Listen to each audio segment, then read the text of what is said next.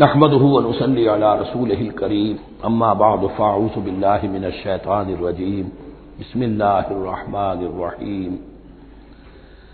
ايها الذين آمنوا انفقوا مما رزقناكم من قبل ان يأتي يوم لا بيع فيه ولا خلة ولا شفاعة والكافرون هم الظالمون اللہ لا الہ الا هو الحی القیوم لا تأخذه سنة ولا نوم له ما في السماوات وما في الأرض من ذا الذي يشفع عنده إلا بإذنه يعلم ما بين أيديهم وما خلفهم ولا يحيطون بشيء من علمه إلا بما شاء وسع كرسيه السماوات والأرض ولا يؤوده حفظهما وهو العلي العظيم صدق الله العظيم رب اشرح لي صدري ويسر لي امري واحلل عقدة من لساني يفقهوا قولي۔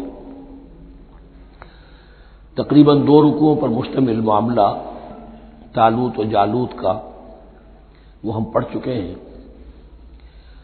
اور یہ گویا کہ اب غزوہ بدر کی لیے ذہنی اور نفسیاتی تیاری ہو رہی ہے، اور غزوات کے لیے جیسا کہ میں نے عرض کیا جہاں سرفروشی کی ضرورت ہے وہاں انفاق مال کی بھی ضرورت ہے، تو اب یہاں بڑے زوردار انداز میں پھر انفاق کی طرف توجہ دلائی جا رہی ہے۔ وہی 4 ڈوریاں ذہن میں رکھیے، انفاق اللہ کی راہ میں یعنی جہاد بالمال، قتال جہاد بالنفس کی آخری شکل، اور شریعت میں عبادات اور معاملات، یہ 4 ڈوریاں گتھی ہوئی ہیں ان 22 رکوعوں کے اندر، جن پر دوسرا نصف جو ہے سورہ بقرہ کا مشتمل ہے۔ یا ایھا الذین آمنوا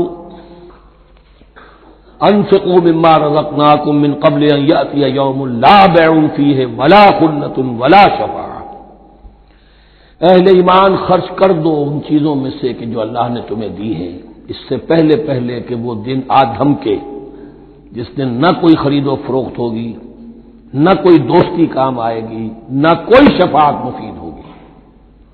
والکافرون هم الظالمون، اور کافر ہی تو ظالم ہیں۔ اب یہاں کافر سے مراد کون ہے؟ کافر اصطلاحی نہیں، کافر معنوی، جو اللہ کے اس حکم انفاق کی تعمیل نہیں کرتا، دیکھتا ہے کہ دین مغلوب ہے، اس کو غالب کرنے کی جد و جہد ہو رہی ہے، اس کی کچھ تقاضے ہیں، مالی ضرورتیں ہیں اس کی، اور اللہ نے اسے قدرت دی ہے، اس میں خرچ کر سکتا ہے اور نہیں کرتا، وہ ہے اصل کافر۔ اس کے بعد وہ آیت آ رہی ہے جو قرآن حکیم کی عظیم ترین آیت ہے، نزول فرمان نبوی صلی اللہ علیہ وسلم، آیت الکرسی۔ اس کا تو نام بھی چونکہ معروف ہے، میں نے جو آپ کو بڑے بڑے حکمت کے موتی اور بڑے بڑے پھول آپ کو گنوائے ہیں، آیت الآیات، آیت البر، آیت الاختلاف، اور اب یہ ہے آیت الکرسی، توحید کے عظیم ترین خزانوں میں سے ہے۔ یہ سیدۃ آیات القرآن، حضور نے فرمایا یہ تمام آیات قرآنی کی سردار ہے۔ جس طریقے سے آیت بر اور سورۃ العصر میں ایک نسبت ہے کہ ہدایت اور نجات کی شرائط ساری کی ساری ایک چھوٹی سی صورت میں اللہ نے جمع کر دی، والعصر ان الانسان لفی خسر الا الذین آمنوا وعملوا الصالحات وتواصوا بالحق وتواصوا بالصبر، لیکن اس کی تفصیل ایک آیت میں آئی، وہ آیت البر ہے۔ چنانچہ جو منتخب نصاب ہم نے مرتب کیا ہے دعوت قرآن کے لیے، میں پہلا درس سورۃ العصر کا ہے اور دوسرا درس آیت البر کا ہے۔ جو نسبت سورۃ العصر میں ہے کہ وہ سورت ہے، یہ آیت ہے، لیکن اس آیت میں کئی صورتیں نکل سکتی ہیں حجم کے اعتبار سے سورۃ العصر کے برابر۔ یہی نسبت ہے سورہ اخلاص میں، 4 آیتیں، توحید کا عظیم ترین خزانہ، اور یہ آیت الکرسی، یہ آیت ہے سورہ اخلاص، اس میں 4 بن جائیں گی حجم کے اعتبار سے، لیکن اسے حضور نے ثلث قرآن قرار دیا ہے، توحید کے موضوع پر جامع ترین سورۃ الاخلاص، لیکن توحید اور خاص طور پر توحید کی صفات کے موضوع پر عظیم ترین آیت یہ آیت الکرسی۔ اللہ لا الہ الا ہو، اللہ وہ معبود برحق ہے جس کے سوا کوئی الہ نہیں، بڑا کیٹیگوریکل۔ الحی القیوم، وہ زندہ ہے از خود اور باخود، اس کی زندگی مستعار نہیں ہے۔ وہ جو کہا ہے کہ مانگ کے لائے تھے 4 دن، 2 آرزو میں کٹ گئے 2 انتظار میں، عمر دراز مانگ کے لائے تھے۔ اللہ کی زندگی ہے، اس کی از خود زندگی کسی کی دی ہوئی نہیں، اور اس زندگی میں کوئی ضعف نہیں، کوئی کمزوری نہیں، کوئی احتیاج نہیں۔ آگے آ جائے گا، نہ اسے نیند آتی ہے نہ اونگ آتی ہے۔ قیوم، خود اپنی جگہ وہ زندہ جاوید ہستی ہے، اور باقی ہر شے کا وجود اس کے حکم سے قائم ہے۔ کوئی شے قائم نہیں ہے بغیر اس کے اذن کے۔ تو گویا کہ احد اور الصمد، اللہ اپنی جگہ احد، لیکن باقی پوری کائنات کے لیے صمد ہے، جو سورہ اخلاص میں 2 الفاظ آئے ہیں، قل هو اللہ احد اللہ الصمد۔ اللہ حی ہے اور قیوم ہے۔ لا تأخذہ سنۃ ولا نوم، اس پر غالب نہیں ہو سکتی نہ نیند نہ اونگ۔ لہ ما فی السماوات و ما فی الارض، آسمانوں اور زمین میں جو کچھ ہے اسی کا ہے۔ ملکیت تامہ، ملکیت حقیقی اس کی ہے۔ من ذا الذی یشفع عنده الا باذنہ، کون ہے وہ جو شفاعت کر سکے اس کے پاس مگر اس کی اجازت سے۔ اب یہ مقام آیا ہے سورہ بقرہ میں پہلی مرتبہ، 3 مرتبہ کیٹیگوریکل ڈینائل کے بعد، کوئی شفاعت نہیں، کوئی شفاعت نہیں، کوئی شفاعت نہیں۔ یہاں بھی جو انداز ہے بہت ہی جلالی انداز ہے۔ منظر نبی، کس کی یہ حیثیت ہے، کس کا یہ مقام ہے، کس کو یہ زور حاصل ہے کہ وہ اپنے اختیار کے بل پر، جو اپنی حیثیت کی بنیاد پر شفاعت کر سکے؟ ہاں، جس کے لیے اللہ اجازت دے دے۔ استثناء کے ساتھ شفاعت کا یہاں پر پہلی مرتبہ آیا، ورنہ سورہ بقرہ کے 6 رکوع کی دوسری آیت، واتقوا یوما لا تجزی نفس عن نفس شیئا ولا یقبل منها شفاعۃ ولا یؤخذ منها عدل ولا هم ينصرون۔ 15 رکوع کی دوسری آیت، واتقوا یوما لا تجزی نفس عن نفس شیئا ولا یقبل منها عدل ولا تنفعها شفاعۃ ولا هم ينصرون۔ اور اب اس سے پہلے کی آیت میں آ چکا ہے ولا شفاعہ، کوئی شفاعت مفید نہیں ہوگی۔ لیکن یہ کہ اس میں ایک استثناء ہے۔ اب یہ ذرا باریک مسئلہ ہے کہ شفاعت حقہ کیا ہے، شفاعت باطلہ کیا ہے، تو دورہ ترجمہ قرآن میں اتنی تفاصیل کے ساتھ بحث نہیں کی جا سکتی، وہ ایک علیحدہ موضوع ہے۔ حال ہی میں نے اس پر اپنے درس میں کاٹ کرا دیے ہیں۔ یعلم ما بین ایدیہم وما خلفہم، وہ جانتا ہے جو کچھ ان کے سامنے اور جس کو پیچھے ہے۔ عام طور پر دنیا میں ہم سفارش کرتے ہیں تو کہتے ہیں کہ بھئی میں جانتا ہوں اس شخص کو بہتر، اصل میں جیسا کچھ یہ نظر آتا ہے ویسا نہیں ہے، یا جیسا کچھ فیکٹس آن دی فائل آ گئے ہیں وہ بڑے ہی ڈیسیونگ ہے، اصل حقائق کچھ اور ہیں اس کیس کے، وہ میں آپ کو بتاتا ہوں۔ یہ بات اللہ کے سامنے کون کہہ سکتا ہے، جبکہ اللہ تو جانتا ہے جو کچھ ان کے سامنے اور جو کچھ ان کے پیچھے ہے، اور ان کا حال یہ ولا یحیطون بشیء من علمہ الا بما شاء، اور وہ احاطہ کر ہی نہیں سکتے اللہ کے علم سے کسی شے کا سوائے اس کے جو اللہ چاہے۔ باقی ہر ایک کے پاس علم جو ہے اللہ کا عطائی علم ہے، دیا ہوا علم ہے، محدود علم ہے، بڑے سے بڑا رسول ہو، بڑے سے بڑا ولی ہو، بڑے سے بڑا فرشتہ ہو۔ لا علم لنا الا ما علمتنا، ہم پڑھائیں 4 رکوع میں، تو کون کہہ سکتا ہے؟ من ذا الذی یشفع عنده الا باذنہ یعلم ما بین ایدیہم وما خلفہم ولا یحیطون بشیء من علمہ الا بما شاء وسع کرسیہ السماوات والارض، اس کی کرسی تمام آسمانوں اور زمین کو محیط ہے۔ اب کرسی کے 2 مفہوم یہاں ہو سکتے ہیں، ایک تو یہ کہ اس سے جو معنی مراد ہے یعنی اس کا اقتدار، اس کی قدرت، اس کا جبر، اس کا اختیار، یہ اتھارٹی پوری کائنات کو۔ ایک یہ بھی ہو سکتا ہے کہ اللہ تعالیٰ کے لیے ہم نہیں جان سکتے، یہ آیات متشابہات میں سے ہے کہ کوئی شے بھی ہو واقعتاً جس کو ہم اسے کرسی کہہ سکیں۔ عرش، کرسی، ان سب کے بارے میں یہ دونوں باتیں ذہن میں رکھیے۔ یہ بھی ہو سکتا ہے کہ ان کی کوئی مجسم حقیقت ہو جو ہمارے ذہن سے، ہمارے تخیل سے ماورا ہے، اور یہ بھی ہو سکتا ہے اس سے استعارہ مراد ہو۔ اس کا اقتدار و اختیار آسمانوں اور زمین پر چھایا ہوا ہے۔ ولا یؤودہ حفظہما، اور اسے تکان طاری نہیں ہوتی، اس پر گراں نہیں گزرتا ان دونوں کا تھامنا، ان دونوں کی حفاظت، آسمانوں کی اور زمین کی۔ وہو العلی العظیم، اور وہ العلی ہے، بلند و بالا، اور عظیم ہے، بڑی عظمت والا۔ یہ ہے آیت الکرسی، سیدۃ آیات القرآن، تمام آیات قرآنی کی سردار، اور توحید الہی کا ایک بہت بڑا خزانہ. لا اکراہ فی الدین، دین میں کوئی جبر نہیں ہے، یعنی یہ کہ کسی بھی شخص کو نہ کبھی جبرن مسلمان بنایا جائے گا نہ کبھی بنایا گیا. استثناءات ہو سکتے ہیں، کسی کا ذاتی کوئی عمل ہو، فعل ہو، کسی نے کیا ہو. اسلام میں کسی فرد کو جبرن مسلمان بنانا حرام ہے. لیکن اس آیت کا یہ مطلب نکال دینا کہ نظام باطل کو بھی ختم کرنا جو ہے اس میں کوئی طاقت استعمال نہیں ہو سکتی، یہ حماقت ہے پرلے درجے کی. نظام باطل نظام ظلم ہے، ایکسپلائٹ کر رہا ہے لوگوں کو. اللہ اور بندوں کے درمیان حجاب بن گیا ہے، پردہ بن گیا ہے. نظام کو طاقت کے ساتھ ختم کرنا فرض ہے مسلمان کا. طاقت نہیں ہے تو ٹھیک ہے، طاقت حاصل کرنے کی کوشش کرتا رہے، لیکن جو مسلمان نظام باطل کو ختم کرنے کی آرزو اور ارادے سے خالی ہے، اس کے دل میں یہ ارادہ نہیں ہے، اس کے دل میں ایمان نہیں ہے. طاقت اور جبر نظام کو ختم کرنے پر صرف کیا جائے گا، کسی فرد کو مجبوراً مسلمان نہیں بنایا جائے گا. یہ ہے اصل میں اس آیت کا مفہوم. لا اکراہ فی الدین قد تبین الرشد من الغی، رشد ہدایت واضح ہو چکی ہے کجی سے.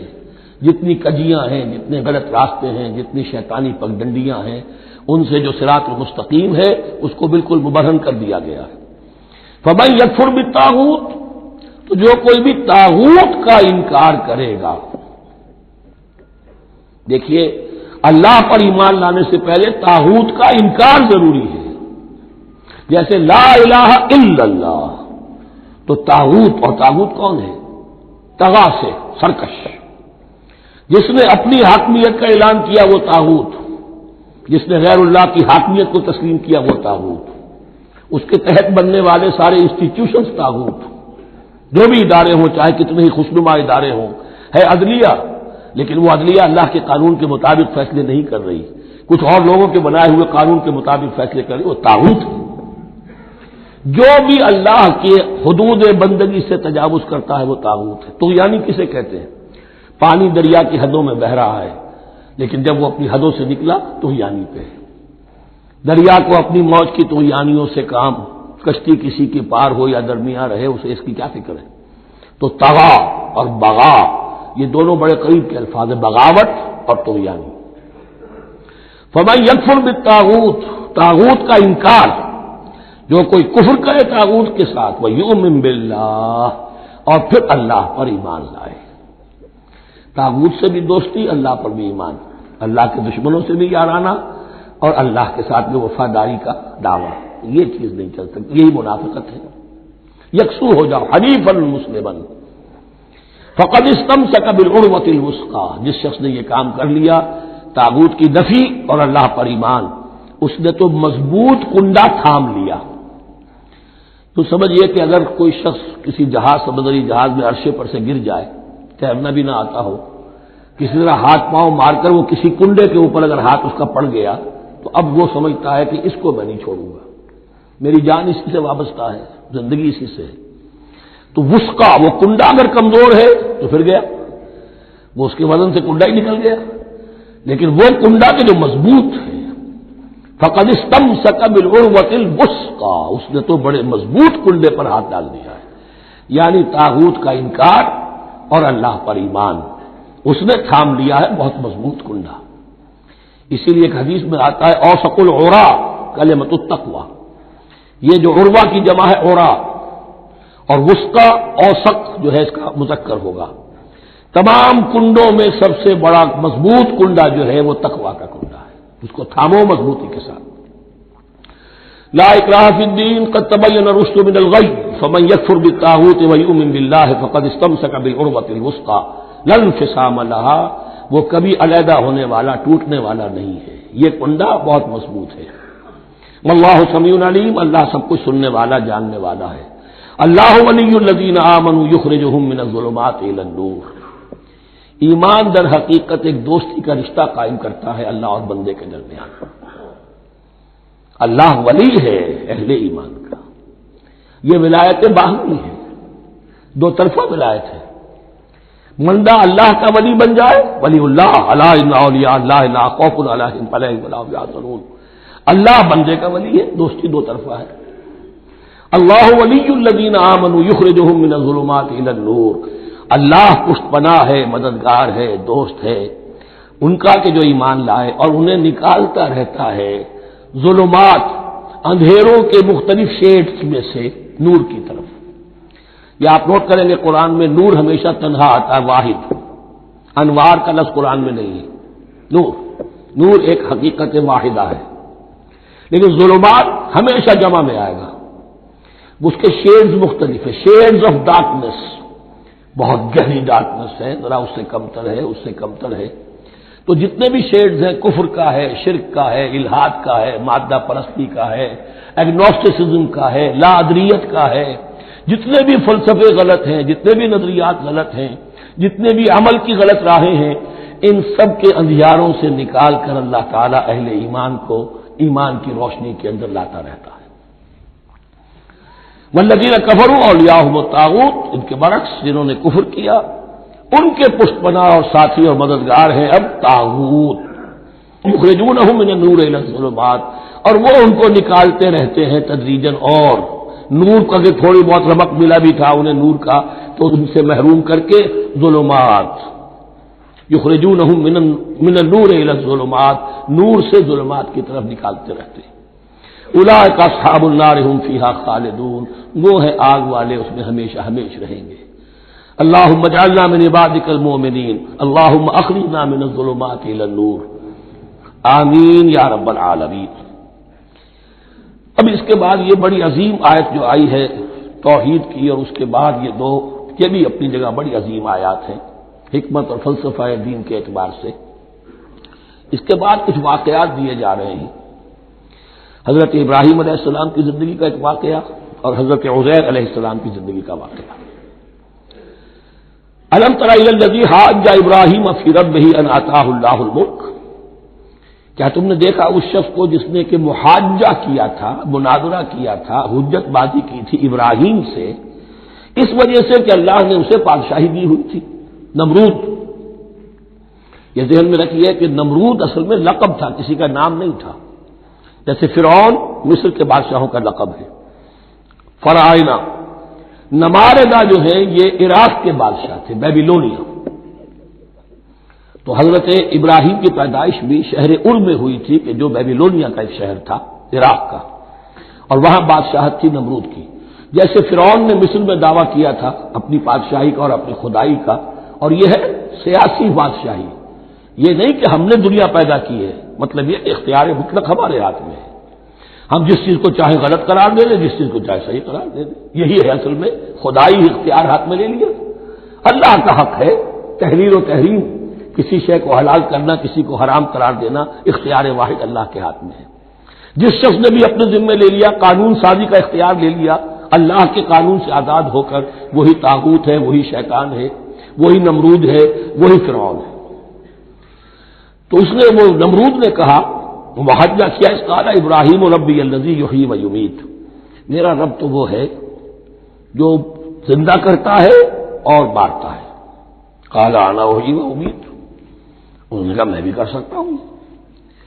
اس نے جیل سے 2 قیدی منگوائے، دونوں کنڈیمڈ تھے، اور ایک کی گردن وہی اڑائی اور ایک کو کہا جاؤ معاف، دیکھو میں نے جس کو چاہا زندہ رکھا اور جس کو چاہا مار دیا۔ حضرت ابراہیم نے دیکھا کہ یہ کٹ حجتی پر اترا ہوا ہے، تو العجب بت المسکت، جواب ایسا دیا جانا چاہیے کہ جو اس کو چپ کر دے۔ قال ابراہیم فإن اللہ یأتی بالشمس من المشرق فأت بها من المغرب، حضرت ابراہیم نے فرمایا اللہ تو سورج کو نکالتا ہے مشرق سے، اگر تو خدائی کا مدعی ہے تو نکال کے دکھا اسے مغرب سے۔ فبہت الذی کفر، تو مبہوت ہو کر رہ گیا وہ کافر، اب اس کے پاس کوئی جواب نہیں تھا۔ واللہ لا یہدی القوم الظالمین، اور اللہ ظالموں کو ہدایت نہیں دیا کرتا۔ ہدایت تو نہیں ہوئی، چپ ہو گیا، لیکن چپ کیا ہوا، اس کے بعد تو فیصلہ ہوا کہ انہیں آگ میں جھونک دیا جائے۔ او کالذی مر علی قریۃ وہی خاویۃ علی عروشہا، یا پھر اس شخص کے واقعے کو ذرا یاد کرو، کیا تم نے نہیں دیکھا کہ جس کا گزر ہوا ایک بستی پر اور وہ اوندھی پڑی ہوئی تھی اپنی چھتوں پر۔ اگرچہ مختلف تفاسیر میں مختلف آپ کو شاید اس کی تعبیرات ملے یہ اصل میں ہوا ہے کہ جب نمرود، جس کا نام تھا بخت نصر، نیبوکیڈنیزر، اس نے 586 قبل مسیح میں، حضرت مسیح سے 586 قبل، اس نے حملہ کیا فلسطین پر۔ دیکھیے عراق اور فلسطین کی، اسرائیل کی اور عراق کی اس وقت بھی سب سے بڑی دشمنی ہے آپس میں، وہی دشمنی جو ہے 2500 سال پرانی بھی ہے۔ اس نے وہ نمرود بابل، نیبوکیڈنیزر جس کا نام تھا، اس نے حملہ کیا، 12 لاکھ کی آبادی تھی، 6 لاکھ کو قتل کیا اور 6 لاکھ کو بھیڑوں بکریوں کی طرح ہانکتا ہوا قیدی بنا کر لے گیا۔ 150 برس تک کیپٹیوٹی میں رہے ہیں یہ، اور یروشلم اجڑا رہا ہے، کوئی نفس نہیں، کوئی متنفس نہیں تھا، کوئی انسان نہیں، کوئی 2 اینٹیں سلامت نہیں چھوڑی ان کو۔ اسی وقت وہ ہیکل سلیمانی جو ہے وہ شہید کیا گیا، اور ان کے کہنے کے مطابق اس کے ایک تہخانے میں وہ تابوت سکینہ بھی تھا جہاں ربائی ان کے موجود تھے، اور وہ ربائی بھی وہیں پر ان کی موت واقع ہوئی، اور تابوت سکینہ بھی ہے، اگر ان کا قول صحیح ہے۔ تو جس زمانے میں یہ اجڑی ہوئی بستی تھی، حضرت عزیر علیہ السلام کا گزر ہوا، انہوں نے دیکھا کوئی متنفس نہیں، تو انہوں نے کیا کہا، قال انا یحیی ھذہ اللہ بعد موتھا، اللہ اس بستی کو اس کے اس طرح مردہ اور برباد ہو جانے کے بعد کیسے زندہ کرے گا؟ اب اس میں کیسے احیاء ہو سکتا ہے؟ دوبارہ کیسے اس میں لوگ آ کر آباد ہو سکتے ہیں؟ اتنی بڑی بربادی، اتنی تباہی، کوئی متنفس نہیں، کوئی 2 اینٹیں سلامت نہیں۔ فَأَمَاتَهُ اللَّهُ مِائَةَ عَامٍ ثُمَّ بَعَثَهُ، تو اللہ نے اس پر موت وارد کر دی 100 برس کے لیے، اور پھر انہیں اٹھایا۔ قَالَ كَمْ لَبِثْتَ، سوال کیا کتنے عرصے رہے ہو یہاں؟ حضرت عزیر جو ہیں، کیونکہ جو رینائسنس ہوا ہے تاریخ بنی اسرائیل میں، اس کے نقیب، اس کے اصل جو بنیاد ہے وہ یہ ہے۔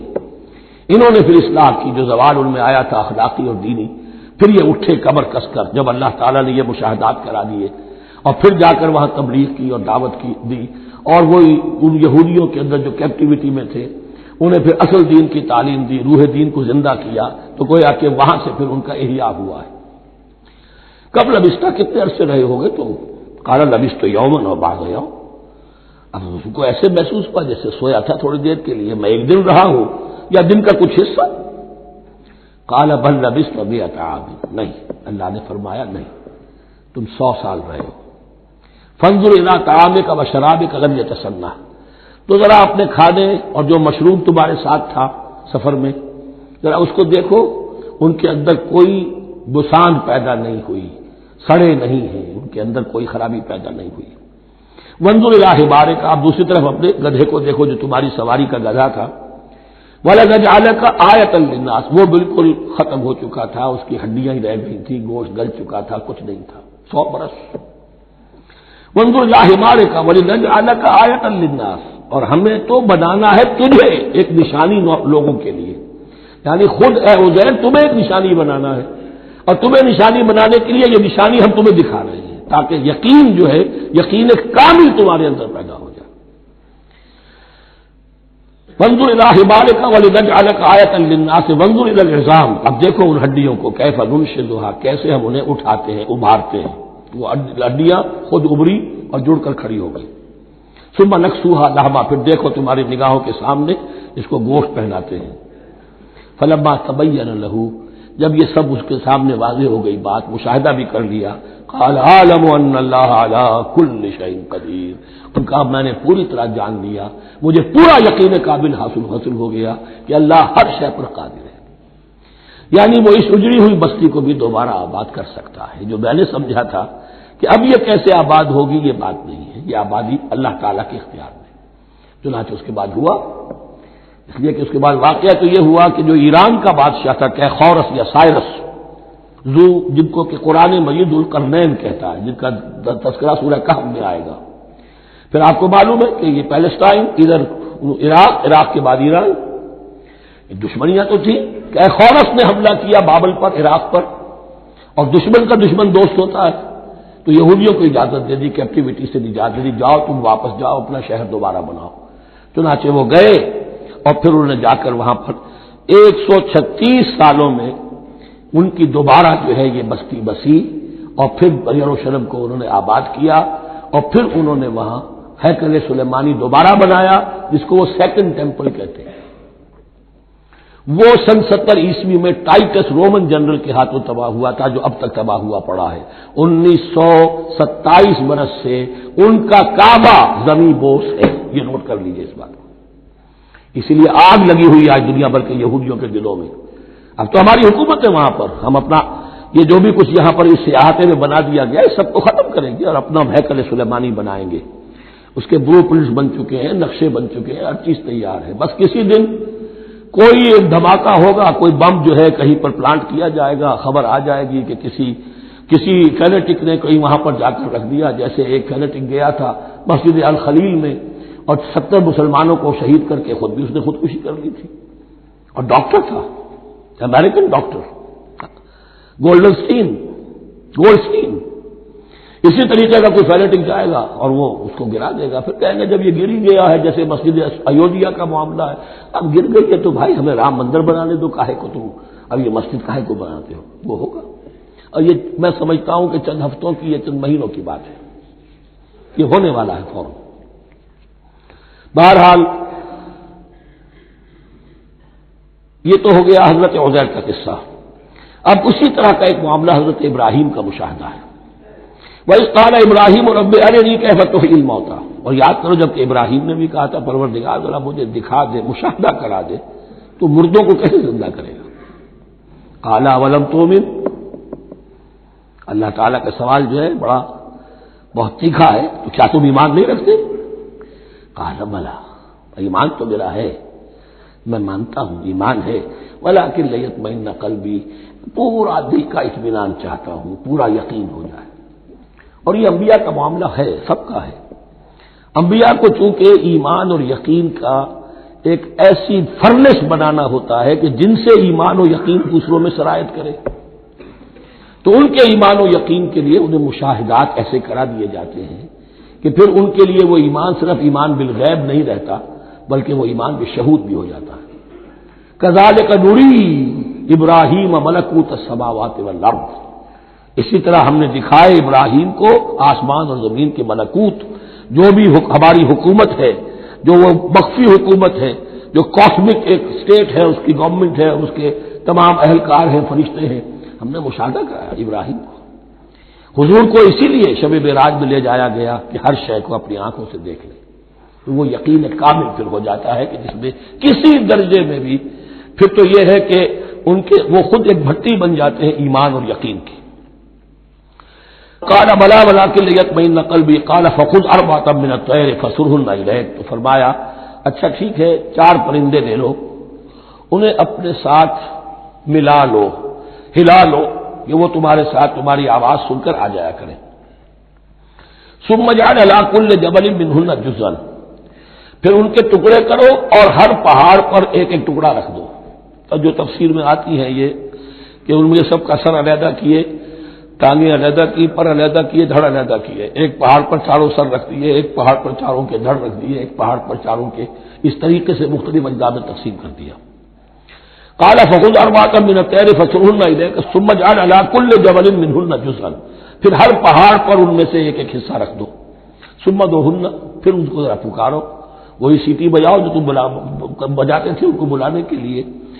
ثم ادعوهن یاتینک سایہ، وہ دوڑتے ہوئے آ جائیں گے۔ وَاعْلَمْ أَنَّ اللَّهَ عَزِیزٌ حَکِیمٌ، اور جان لو اس بات کو یقین کے ساتھ کہ اللہ تعالیٰ زبردست ہے، کمال حکمت والا۔ اب 2 رکوع آ رہے ہیں انفاق فی سبیل اللہ پر، اور یہ قرآن مجید کا ذروہ سنام ہے انفاق کے موضوع پر۔ لیکن ان کو پڑھنے سے پہلے نوٹ کر لیجئے کہ اللہ کی رضا جوئی کے لیے اپنا مال خرچ کرنا جو ہے، اس کے لیے دین میں کئی اصطلاحات ہیں۔ کھانا کھلانا، یطعمون الطعام علی حبہ مسکینا ویتیما واسیرا، آتى المال علی حبہ ذوی القربى والیتامى، ایتاء مال، اعطاء، پھر اس سے آگے آتا ہے صدقہ، زکوٰۃ، انفاق، قرض حسنہ۔ یہ 5-6 ٹرمز ہیں، لیکن ان ٹرمز کے اندر ایک تقسیم ذہن میں رکھیے کہ 2 مدیں ہیں بڑی بڑی اللہ تعالیٰ کی رضا جوئی کے لیے مال خرچ کرنے کی۔ ایک مد ہے غربا، یتامہ، مساکین، محتاج، بیوائیں، ان کے لیے، یعنی ابنائے نو میں سے یہ آپ کے معاشرے کے اجزاء ہیں، آپ کے بھائی بند ہیں، آپ کے رشتہ دار ہیں، آپ کے اعزاء و اقرباء ہیں، ان کے لیے خرچ کرنا تو یہ بھی اللہ کو بہت پسند ہے، اس کا واجب ملے گا۔ یہ بھی گویا کہ اللہ تعالی ہی کے لیے آپ نے خرچ کیا۔ ایک عین اللہ کے دین کے لیے خرچ کرنا، انفاق کا لفظ اس کے لیے ہے اور قرض حسنہ اس کے لیے۔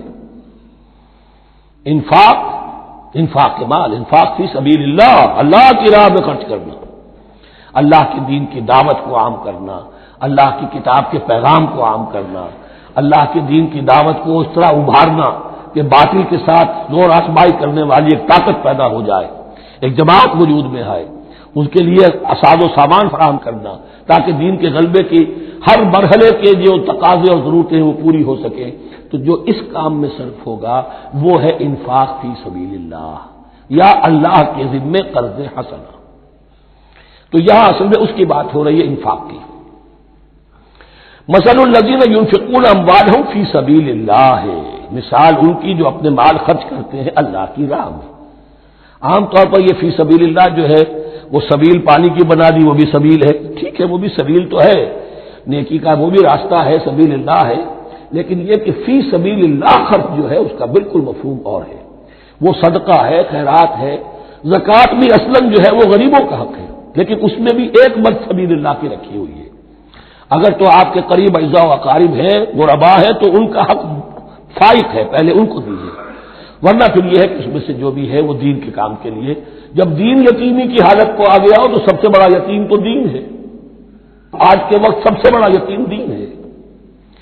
بہرحال فی سبیل اللہ انفاق، مثل الذین ينفقون اموالهم فی سبیل اللہ کمثل حبۃ انبتت سبع سنابل فی کل سنبلۃ مئۃ حبہ، مثال ان کی جو اللہ کی راہ میں خرچ کرتے ہیں اللہ کے دین کے لیے، ایسے ہے جیسے ایک دانہ کہ اس سے 7 سنبلیں پیدا ہوئیں، 7 خوشیں، 7 بالیاں، یہ 7 سٹے۔ باجرے کا سٹا ہوگا کتنے دانے ہوتے ہیں اس میں؟ مکئی کا سٹا ہے اس میں کتنے دانے ہیں؟ فی کل سنبلۃ مئۃ حبہ، اس میں 100 دانے موجود ہیں ہر ایک میں، تو ایک دانے سے 700 دانے وجود میں آ گئے۔ اسی طریقے سے اللہ تعالیٰ جو بھی اس کے دین کے لیے مال خرچ کرے گا اس کے مال میں اضافہ کرے گا، اللہ تعالیٰ ان کو جزا دے گا اور اس کو بڑھاتا رہے گا اپنے میں۔ واللہ یضاعف لمن یشاء، اور یہ تو تمہیں تمثیلاً بتایا ہے، اللہ اس سے بھی دگنا کرے گا جس کو چاہے گا، صرف 700 گنا نہیں، اور جتنا چاہے گا بڑھائے گا۔ واللہ واسع علیم، اللہ کے خزانوں میں کوئی کمی نہیں ہے، بڑی وسعت والا ہے اللہ، بہت سمائی والا ہے اور وہ سب کچھ جاننے والا ہے۔ الذین ينفقون اموالهم فی سبیل اللہ، پھر جو لوگ کہ اپنا مال خرچ کرتے ہیں اللہ کی راہ میں، ثم لا يتبعون ما انفقوا منا ولا اذى، پھر جو کچھ وہ خرچ کرتے ہیں اس کے بعد نہ تو تکلیف پہنچاتے ہیں نہ احسان جتاتے ہیں۔ دیکھیے جی میں نے اس وقت اتنا چندہ دیا تھا، معلوم ہوا کہ میرا حق جو ہے وہ زیادہ ہے، پھر میری بات مانی جانی چاہیے۔ ہم چندے زیادہ دیتے ہیں تو رات میں بات بھی تو ہماری چلنی چاہیے۔ یا اگر کسی جو کارکن کو دیا ہے جو اللہ کے دین کے لیے کام کر رہا ہے، یہ بھی ان 2 رکوعوں کے آخر میں بات واضح ہو جائے گی۔ کوئی شخص اللہ کے دین کے کام میں لگا ہوا، آپ اس کو ساتھ تعاون کر رہے ہیں تاکہ وہ اپنی معاش کے اوپر اپنا وقت نہ لگائے، اپنا پورا وقت جو ہے وہ دین کی خدمت میں لگائے۔ لیکن اب اگر کہیں آپ نے اس کو جتا بھی دیا، اس پر احسان بھی رکھ دیا، کوئی تکلیف دہ کلمہ کہہ دیا، تو جو آپ کا اجر و ثواب تھا وہ 0 ہو جائے گا۔ الذین ينفقون اموالهم فی سبیل اللہ ثم لا یتبعون ما انفقوا منا ولا اذى، جو انفاق کرتے ہیں اس کے بعد اس کے پیچھے نہ تو جتلاتے ہیں نہ کوئی اور تکلیف پہنچاتے ہیں۔ لہم اجرہم عند ربہم ولا خوف علیہم ولا هم یحزنون، ان کا اجر ان کے رب کے پاس محفوظ ہے اور ان کے لیے مغفرت ہے۔ ولا خوف علیہم ولا هم یحزنون، ان کے اوپر نہ کوئی خوف ہوگا اور نہ کوئی حزن سے دوچار ہوں گے۔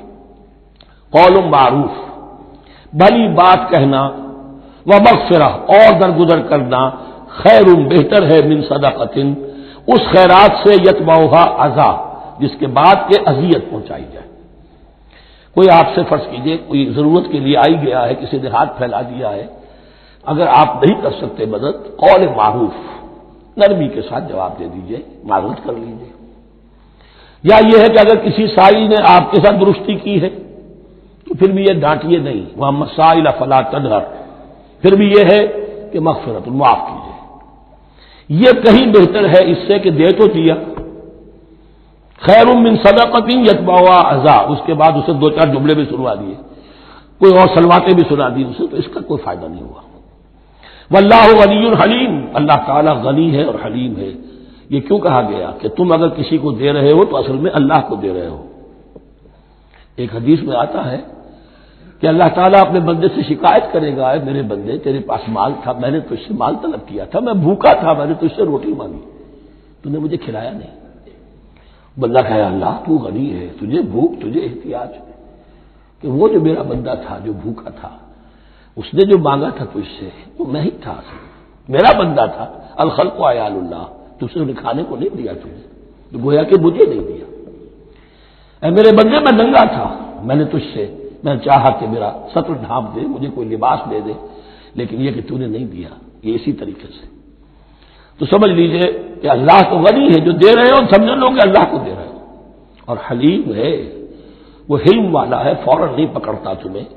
تم جو بھی کرتے ہو جو دل سے اتری ہوئی شے وہ اللہ کے نام پہ دے دو، جو ردی چیزیں وہ اللہ کے نام پہ دے دو، تو اللہ تعالیٰ کی غیرت جو ہے اسی وقت اگر جوش میں آ جائے اور تمہیں پیس کے سرما کر دے وہ، تو وہ کر سکتا ہے، لیکن نہیں، حلیم ہے، وہ دیکھتا ہے کہ میری توہین کر رہا ہے، مجھے دے رہا ہے اور یہ دے رہا ہے۔ یا ایھا الذین آمنوا لا تبطلوا صدقاتکم بالمن والاذی، اے اہل ایمان اپنے صدقات کو باطل نہ کر لو، نسیہ منسیہ ہو جاتے ہیں، بالمن والاذی، جتلا کر اور کوئی اذیت بخش بات کہہ کر۔ کالذی ينفق مالہ رئاء الناس، ان لوگوں کی طرح، اس شخص کی طرح جو اپنا مال خرچ کرتا ہے لوگوں کو دکھانے کے لیے، دے تو رہا ہے صدقات، چیریٹی ہاؤس، بڑے بڑے ادارے قائم کر دیے ہیں، یہ کہ سب ریاکاری ہے۔ کوئی سرکار دربار میں رسائی کے لیے فاؤنڈیشنز بنے ہوئے، کچھ اپنے وہ ٹیکس بچانے کے لیے، کچھ اور اپنی ناموری، کیونکہ پھر الیکشن بھی لڑنا ہے۔ یہ سارے کام جو ہوتے ہیں اللہ جانتا ہے کس کی کیا نیت ہے۔ لا تبطلوا صدقاتکم بالمن والاذی کالذی ينفق مالہ رئاء الناس ولا یؤمن باللہ والیوم الآخر، جو ریاکاری کر رہا ہے وہ حقیقت میں ایمان نہیں رکھتا اللہ پر اور یوم آخر پر۔ یہ ریا اور یہ ایمان ایک دوسرے کی ضد ہے، جیسا کہ حدیث بار بار سنا چکا ہوں، من صلی یرائی فقد اشرکا ومن صام یرائی فقد اشرکا ومن تصدق یرائی فقد اشرکا۔ جس نے دکھاوے کے لیے نماز پڑھی اس نے شرک کیا، جس نے دکھاوے کے لیے روزہ رکھا اس نے شرک کیا، جس نے دکھانے کے لیے لوگوں کو صدقہ خیرات دیا اس نے شرک کیا۔ ولا یؤمن باللہ والیوم الآخر فمثلہ کمثل صفوان علیہ تراب فاصابہ وابل فترکہ صلدا، تو اس کی مثال اس چٹان کی سی ہے، اس پر کچھ تھوڑا سا غبار، کچھ ریت جم گئی تھی، تو اگر کسی چٹان کے اوپر کچھ تھوڑی سی تہ آ گئی ہو مٹی کی، وہاں آپ نے کوئی بیج ڈال دیے، کوئی فصل بھی ہو گئی۔ فاصابہ وابل، اب آیا زوردار ایک بارش کا چھینٹا پڑا، زوردار بھی پڑا، فترکہ صلدا، وہ ساری اوپر کی تھوڑی سی تہ تھی، وہ مٹی بھی بہہ گئی اور آپ کی محنت بھی گئی، وہ آپ کا بیج بھی گیا اور آپ کی فصل بھی گئی۔ وہ چٹان جو ہے چٹیل چٹان وہ اندر سے نکل آئی، یعنی سب کچھ گیا۔ ریاکاری میں اس کا مطلب یہ ہے مال بھی دیا اور حاصل کچھ نہ ہوا، بیج بھی گیا، اور اللہ کے ہاں کسی اجر و ثواب کا سوال ہی نہیں۔ لا یقدرون علی شیء مما کسبوا، جو محنت انہوں نے کی تھی، اس تھوڑی سی مٹی جو جم گئی تھی اس میں بھی کچھ ہل چلایا تھا، کچھ بیج ڈالا تھا، اب اس میں کوئی قدرت انہیں حاصل نہیں ہے، سب کچھ گیا۔ واللہ لا یہدی القوم الکافرین، اور اللہ ایسے کافروں کو ہدایت نہیں دیتا، راہ یاب نہیں کرتا۔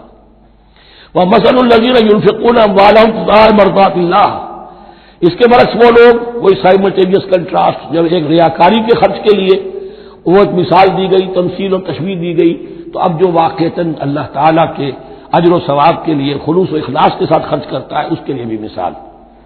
ومثل الذین ينفقون اموالهم ابتغاء مرضات اللہ، اور مثال ان لوگوں کی جو خرچ کرتے ہیں اپنے مال اللہ کی رضا جوئی کے لیے، خوشی حاصل کرنے کے لیے، وتثبیتا من انفسہم، اور اپنے عزم کی پختگی کے ساتھ، اپنے نفس کی پختگی کے ساتھ۔ کمثل جنت، ان کی مثال اس باغ کی ہے، بربوۃ، جو ذرا بلندی پر ہے، باغ ہے، جیسا کہ میں نے عرض کیا نیچرل باغ کا یہی تصور ہوتا تھا، ذرا اونچائی پر جو ہے پلانٹیشن ہے، ندی بہ رہی ہے کوئی دامن میں، جس سے خود بخود اس کو اریگیشن ہو رہی ہے۔ کمثل جنت بربوۃ، یہیں سے یہ قادیانیوں نے لفظ ربوہ لے کر اور اپنا وہ شہر بنایا ہے پاکستان میں.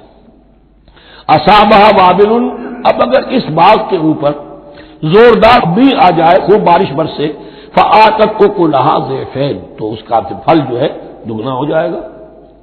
فإن لم یصبھا وابل فطل، اور اگر زوردار بھی نہ آئے، بارش نہ برسے، تو تھوڑا بہت چھینٹا بھی پڑے گا تب بھی اس کا تمہارا پھل جو ہے وہ برقرار رہے گا.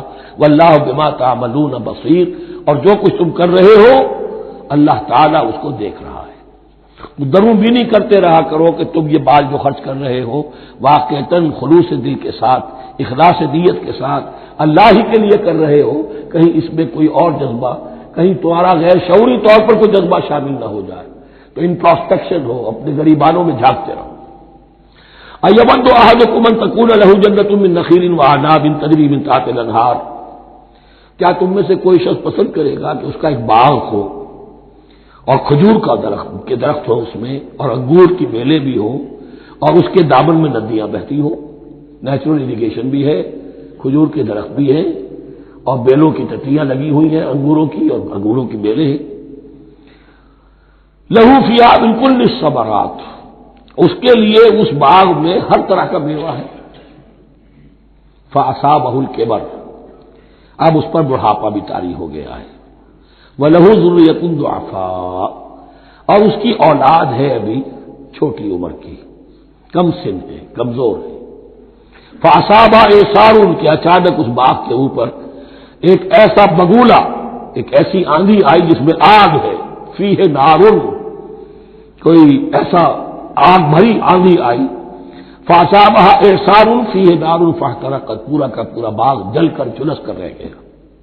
کذالک یبین اللہ لکم الآیات لعلکم تتفکرون، اس طرح اللہ تعالیٰ تمہارے لیے اپنی آیات کو واضح کرتا ہے تاکہ تم تفکر کرو. یعنی ایک انسان نے ساری عمر سمجھا ہے کہ بڑی میرے نیکی کمائی ہے، میں نے یہ کیا ہے، میں نے فاؤنڈیشن بنایا، میں نے مدرسہ قائم کر دیا، میں نے یتیم خانہ بنا دیا، لیکن یہ کہ اچانک کسی وقت مانو آنکھ کھلے گی، جب آنکھ کھلی گل کی تو موسم تھا خزاں کا، معلوم ہوگا یہ تو کچھ بھی نہیں تھا، یہ تو گویا کہ ایک بگولا آیا سب کو جلا گیا، اس لیے کہ اس میں اخلاص تھا ہی نہیں، اس میں نیت جو ہے اس میں کھوٹ تھا، اس میں ریاکاری تھی، اس میں لوگوں کو دکھانا مقصود تھا. پھر حال وہی ہوگا جس طرح کہ وہ بوڑھا اب کفے افسوس مل رہا، کیا کرے، بوڑھا ہو چکا ہے، دوبارہ تو باغ لگا نہیں سکتا، لہذا جب وہ موت آ جائے گی تو گویا کہ اب اس کے لیے موقع نہیں ہے کہ دوبارہ کوئی کام اور کر سکے. یا ایھا الذین آمنوا انفقوا من طیبات ما کسبتم ومما اخرجنا لکم من الارض، اے ایمان والو خرچ کرو، اللہ کے لیے دینا ہے، اللہ کے دین کے لیے دینا ہے، اللہ کے نام پر دینا ہے. تو من طیبات ما کسبتم، جو چیز تم نے کمائی ہے اس کی اچھی چیز، پاکیزہ چیز، بہتر چیز. ومما اخرجنا لکم من الارض، اور جو کچھ ہم نے نکالا تمہارے لیے زمین سے. اب زمین سے ظاہر بات ہے جو بھی نباتات آ رہی ہے، چاہے وہ کوئی چراگاہ ہے تو اس کے اندر سے جو ہے وہ بھی ہریاول ہے تو اللہ نے پیدا کی ہے، کھیت کے اندر آپ نے محنت کی ہے، ہل چلایا ہے، بیج ڈالے ہیں، لیکن یہ کہ فصل کا اگانا تو آپ کے ہاتھ نہیں ہے، تو اللہ کے ہاتھ میں ہے. تو جو کچھ ہم نے نکالا ہے تمہارے لیے، وَمِمَّا أَخْرَجْنَا لَكُم مِّنَ الْأَرْضِ وَلَا تَيَمَّمُوا الْخَبِيثَ مِنْهُ، اور اس میں سے ردی مال کا ارادہ نہ کرو، تنفقون، کہ اسے خرچ کر دو. زکوٰۃ دینی ہے، عشر دینا ہے، تو جو جذبی چیزیں ہیں، اب بھیڑوں بکریوں کا غلہ ہے، ان میں سے اتنی بکریاں نکالنی ہیں، اتنی بھیڑیں ہیں، تو اب جو ذرا کمزور ہیں، لاغر ہیں، بیمار ہیں، نقص والی ہے، گنتی پوری کرنی ہے نا. اسی طریقے سے عشر نکالنا ہے تو گندم کا ڈھیر لگا ہوا ہے، اس میں سے کہیں بارش پڑ گئی تھی، وہ نکال دو. ولا تیمموا، تیمم کے معنی یہاں نوٹ کر لیجئے قصد کرنے کے. ولا تیمموا الخبیث منہ، کہ اس میں سے جو ردی مال ہے، جو ناپسند ہے، اس کا قصد نہ کرو. تنفقون، کہ اسے خرچ کرو. وَلَسْتُمْ بِآخِذِیہ، اور تم ہرگز نہیں ہوں گے اس کو لینے والے. ایسا بھی تو ہو سکتا ہے کہ تم محتاج ہو جاؤ اور تمہیں ضرورت پڑ جائے، پھر اگر تمہیں کوئی ایسی چیز دے گا تو تم قبول نہیں کرو گے.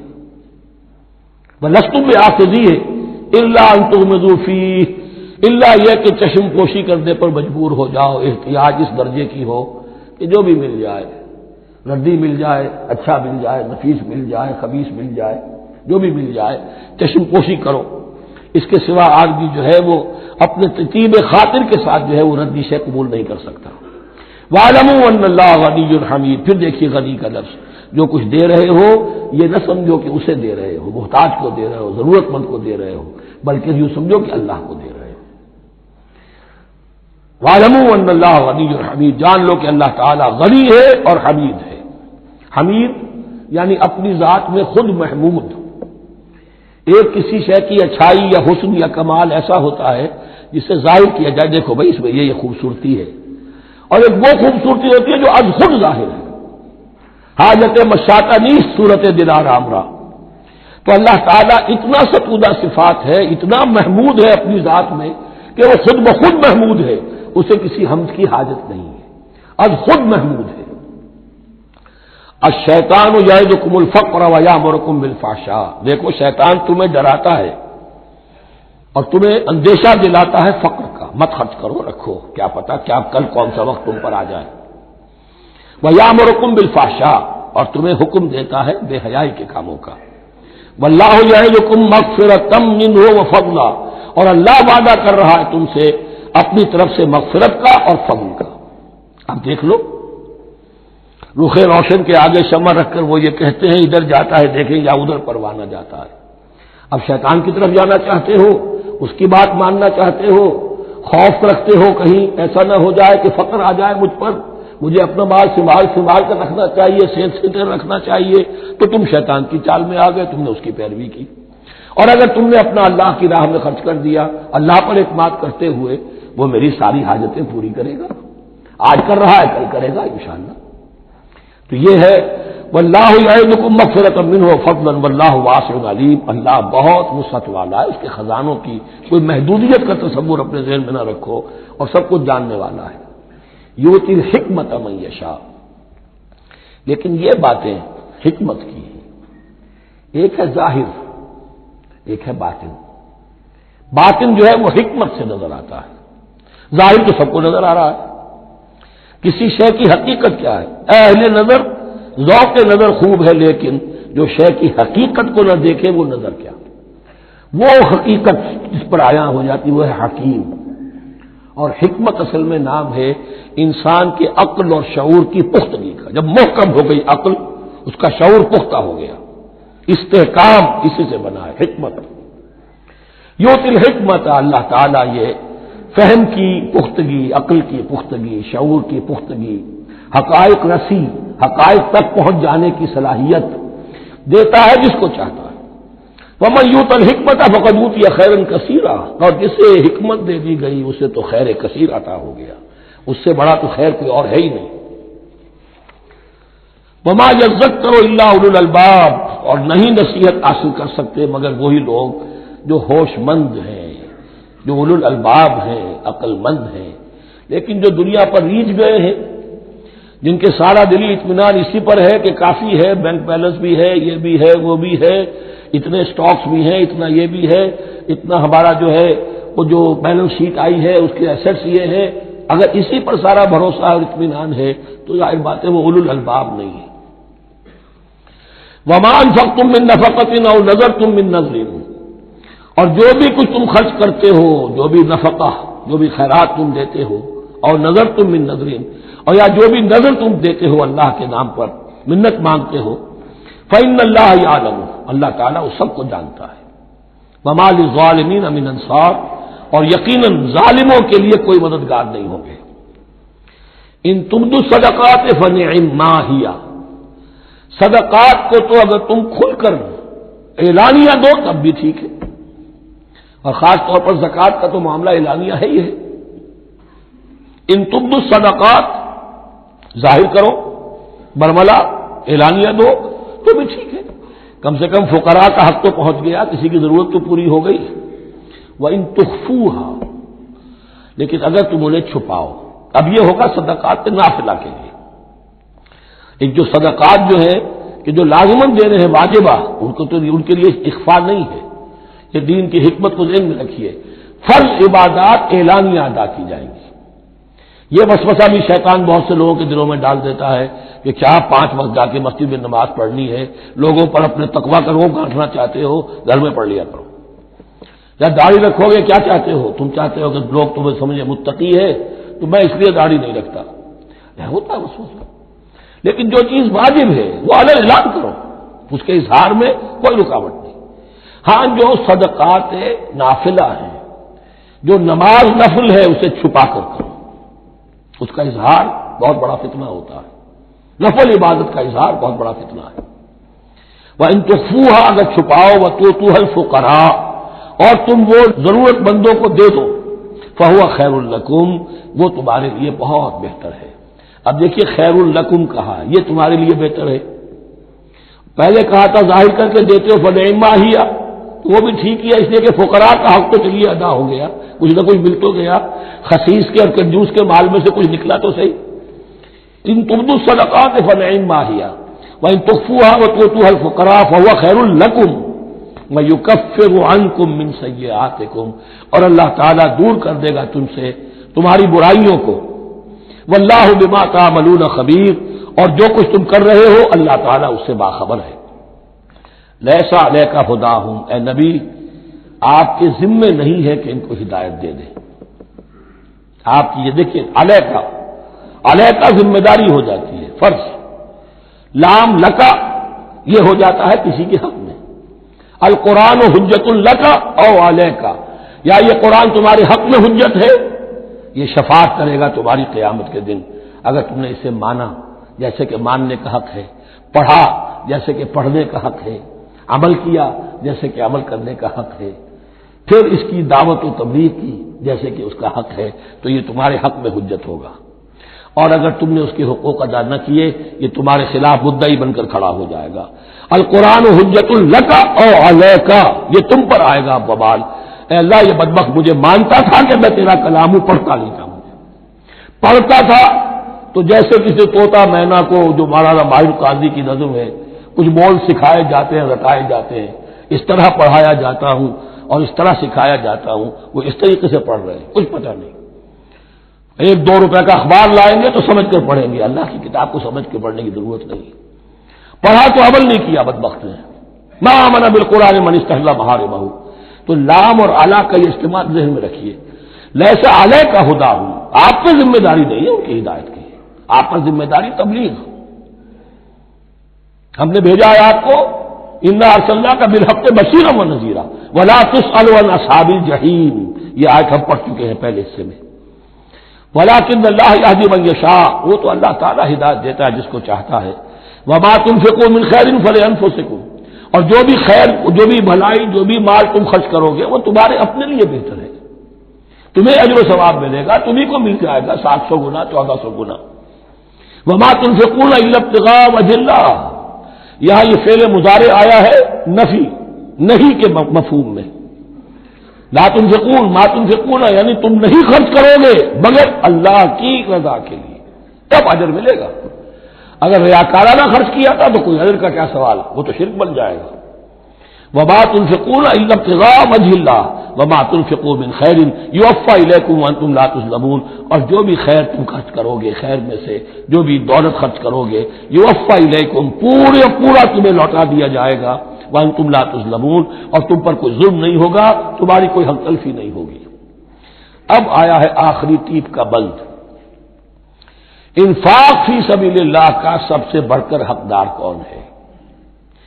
للفقراء الذین احصروا فی سبیل اللہ، وہ ضرورت مند کے جو گھر کر رہ گئے اللہ کی راہ میں، جیسے اصحاب صفہ تھے بیٹھے ہوئے ہیں، کوئی کام نہیں کر رہے، حضور سے علم سیکھ رہے ہیں، اور جہاں جہاں سے دعوت آ رہی ہے کہ حضور بھیجیے ہمارے ہاں کوئی مبلغین، وہاں سے ان کو بھیجا جا رہا ہے۔ اب وہ معاش کی جد و جہد کرتے تو یہ تعلیم کیسے حاصل کرتے؟ یا اسی طرح دین کی کوئی خدمت ہے، کوئی آپ نے تحریک اٹھائی ہے، اب اس میں آپ کو کچھ نہ کچھ کارکن تو چاہیے، ان کارکنوں کی بھی تو آخر معاش کا ہے درجہ۔ اگر وہ سارا 8 گھنٹے دفتروں میں کھائیں اور وہاں ڈانٹیں بھی سنیں افسروں کی، اور پھر 2 گھنٹے جانا 2 گھنٹے آنا، اب وہ کون سا وقت نکالیں گے دین کے کام کا؟ کیا کریں گے؟ کہاں سے وقت آ جائے گا؟ کچھ لوگ تو ہونے چاہیے جو ہمہ وقت لگ جائیں، لیکن ہمہ وقت تو لگ گئے، لیکن پیٹ تو ان کے بھی ہے، اولاد تو ان کے بھی ہوگی۔ للفقراء الذین احصروا فی سبیل اللہ، جو گھیرے میں آ گئے ہیں اللہ تعالی کی راہ کی جد و جہد میں، جہاد فی سبیل اللہ کی سعی میں وہ اس طریقے سے مصروف ہو گئے ہیں، لا یستطیعون ضربا فی الارض، اب وہ زمین میں گھوم پھر کر تجارت کرنے کی ان کے پاس وقت ہی نہیں ہے، نہیں چل پھر سکتے زمین میں اپنی معاش کے لیے۔ یحسبهم الجاہل اغنیاء من التعفف، اب یہ اس طرح کے فقیر تو ہیں نہیں جو لپٹ کر مانگتے ہوں، انہیں عام طور پر جو ناواقف شخص ہے وہ سمجھتا غنی ہے، اس سے کوئی ضرورت ہی نہیں، اس نے کبھی مانگا ہی نہیں، لیکن اس نے مانگا اس لیے نہیں ہے کہ وہ اس طرح کا سائل نہیں ہے، اس طرح کا وہ سوالی نہیں ہے، وہ فقیر نہیں ہے، وہ تو اللہ کے دین کے لیے اپنے آپ کو اس نے لگا دیا ہے۔ یہ تمہارا کام ہے کہ دیکھو، یحسبهم الجاہل اغنیاء من التعفف، وہ جو مانگنے سے رک رہے ہیں اپنی عزت نفس کی حفاظت کی خاطر، اس کی وجہ سے ناواقف آدمی سمجھتے ہیں کہ تو غنی ہے، اسے کوئی ضرورت نہیں ہے۔ تعرفهم بسیماہم، تم پہچان لوگے انہیں ان کے چہروں سے۔ ظاہر بات ہے کہ فقر کا، احتیاج کا اثر چہرے پر تو آ جاتا ہے۔ اگر آپ کو نیوٹریشن صحیح نہیں مل رہی ہے تو ظاہر بات ہے چہرے پر اس کا اثر ہوگا۔ تعرفهم بسیماہم لا يسألون الناس الحافا، وہ لپٹ کر لوگوں سے سوال نہیں کرتے، مانگتے نہیں ہیں، وہ ان سائلوں کی طرح نہیں ہے جو اصل میں اپنی محنت وصول کرتے ہیں، کھڑے ہو کر آپ کے سر ہو کر آپ سے کچھ نہ کچھ نکلوا لیتے ہیں زبردستی، اس طریقے سے تو وہ نہیں مانگیں گے۔ یہ بات اہم مسئلہ ہے۔ اقامت دین کی جد و جہد میں جو لوگ ہمہ وقت لگ جائیں، آخر ان کے لیے کیا ذریعہ ہو۔ میں یہاں تفصیل میں نہیں جا سکتا، وقت بھی اس چند کا ختم ہو رہا ہے، لیکن یہ سمجھ لیجئے کہ یہ دو رکوع جو ہیں انفاق کا پورا مضمون، اس کا کلائمیکس جو ہے وہ یہ آیت ہے، للفقراء الذین احصروا فی سبیل اللہ لا یستطیعون ضربا فی الارض یحسبهم الجاہل اغنیاء من التعفف تعرفهم بسیماہم لا یسألون الناس الحافا وما تنفقوا من خیر فإن اللہ بہ علیم۔ اور جو بھی تم دولت مال خرچ کرو گے تو اللہ تعالیٰ اس کے علم میں ہوگا، یہ نہ سمجھنا کہ اللہ کے علم میں نہیں ہے۔ خاموشی کے ساتھ، اخفاء کے ساتھ ایسے لوگوں کے ساتھ تعاون کرو گے تو اللہ تعالیٰ جو ہے تمہیں اس کا پورا بھرپور بدلہ دے گا۔ الذین ينفقون اموالهم باللیل والنہار سرا وعلانیۃ فلہم اجرهم عند ربهم ولا خوف علیہم ولا هم یحزنون۔ الذین یأکلون الربا لا یقومون الا کما یقوم الذی یتخبطه الشیطان من المس ذلك بأنهم قالوا إنما البيع مثل الربا وأحل الله البيع وحرم الربا فمن جاءه موعظة من ربه فانتهى فله ما سلف وأمره إلى الله ومن عاد فأولئك أصحاب النار هم فيها خالدون۔ صدق الله العظيم۔ رب اشرح لي صدري ويسر لي أمري واحلل عقدة من لساني يفقهوا قولي۔ ابھی سورہ مبارکہ کا وہ رکوع ہم پڑھ رہے ہیں کہ جو آج کے حالات میں اہم ترین ہے، اس لیے کہ اس دور میں اللہ کے خلاف بغاوت کی سب سے بڑی شکل تو ہے غیر اللہ کی حاکمیت کا تصور، سب سے بڑا شرک یہ ہے۔ نفسیاتی اعتبار سے سب سے بڑا شرک مادے پر توکل، بتوں سے تجھ کو امید خدا سے نو امیدی، مجھے بتا تو صحیح اور کافری کیا ہے، لیکن یہ نفسیاتی اور داخلی بات ہے۔ خارجی اور واقعاتی دنیا میں سب سے بڑا شرک اس وقت وہ غیر اللہ کی حاکمیت، جو اب عوامی شکل اختیار کر گئی، عوامی حاکمیت۔ اور اس کے بعد اس وقت کے گناہوں میں، بدعملی میں سب سے بڑا فساد جو ہے وہ سود کی بنیاد پر ہے۔ سب سے بڑا فتنہ، سب سے بڑا فساد دنیا میں جو اس وقت سب سے بڑی شیطنت ہے، جو یہودیوں کے ذریعے سے پورے گلوب کو اپنی گرفت میں لینے کے لیے بےتاب ہے، وہ یہی ہے جو سود کا حد کرنا ہے، اس کی حرمت۔ یہاں ایک سوال میرے ذہن میں کبھی کبھی پیدا ہوتا تھا کہ یہ جو پہلی آیت ہے اس کا تعلق تو انفاق فی سبیل اللہ کے ساتھ ہے، اسے پچھلے رکوع کے ساتھ شامل ہونا چاہیے تھا، لیکن بعد میں یہ حقیقت مجھ پر منکشف ہوئی کہ بڑی حکمت کے ساتھ اس آیت کو اس رکوع کے ساتھ شامل کیا گیا ہے، وہ حکمت میں بعد میں بیان کروں گا۔ الذین ينفقون اموالهم باللیل والنہار، وہ لوگ کہ جو اپنا مال خرچ کرتے رہتے ہیں رات کو بھی دن میں بھی، سرم وعلانیۃ، خفیہ طور پر بھی اعلانیہ بھی، صدقات واجبہ اعلانیہ، صدقات نافلہ خفیہ، انفاق فی سبیل اللہ خفیہ۔ فلہم اجرہم عند ربہم ولا خوف علیہم ولا ہم یحزنون، ان کے لیے ان کا اجر محفوظ ہے ان کے رب کے پاس، نہ ان پر کوئی خوف طاری ہوگا اور نہ ہی وہ کسی حزن سے دوچار ہوں گے۔ الذین یاکلون الربا، اب ربا کا مسئلہ شروع ہو رہا ہے، جو سود کھاتے ہیں۔ وجہ کیا ہے؟ اصل مسئلہ ہے اس سرپلس ویلیو کا۔ آپ کا کوئی شغل ہے، آپ کی ملازمت ہے، آپ کما رہے ہیں، آپ کا خرچ پورا ہو رہا ہے، کچھ بچت بھی ہو رہی ہے۔ اب اس بچت کا اصل مصرف کیا ہے؟ یسألونک ماذا ينفقون قل العفو۔ اصل راستہ تو یہ ہے کہ اس کو دے دو اللہ کی راہ میں، یا محتاجوں کو یا اللہ کے دین کو۔ لیکن اب جو سود خورانہ ذہنیت ہے وہ یہ کہ اس بچت کو بھی مزید کمائی کا ذریعہ بناؤ، یہ سود خورانہ ذہنیت ہے۔ لہذا اصل میں سود خوری انفاق کا کی ضد ہے، اور یہ عقدہ مجھ پر کھلا جبکہ القرآن یفسر بعضہ بعضا، اس اصول کے تحت جب سورہ روم کی آیات کا میں نے مطالعہ کیا، وہاں یہی شکل آپ کو نظر آئے گی کہ ان دونوں کو مقابلے میں لایا گیا ہے، اللہ کی رضا جوئی کے لیے انفاق اور ربا، سود پر رقم دینا۔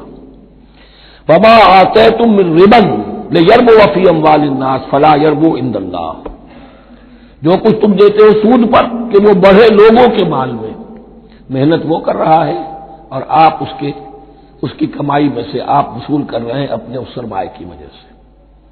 تو یہ گویا کہ آپ کا مال اس کے مال میں اس کی محنت سے بڑھ رہا ہے۔ الذی ما آتیتم من ربا لیربو فی اموال الناس فلا یربو عند اللہ، اللہ کے ہاں بڑھوتری نہیں ہوتی۔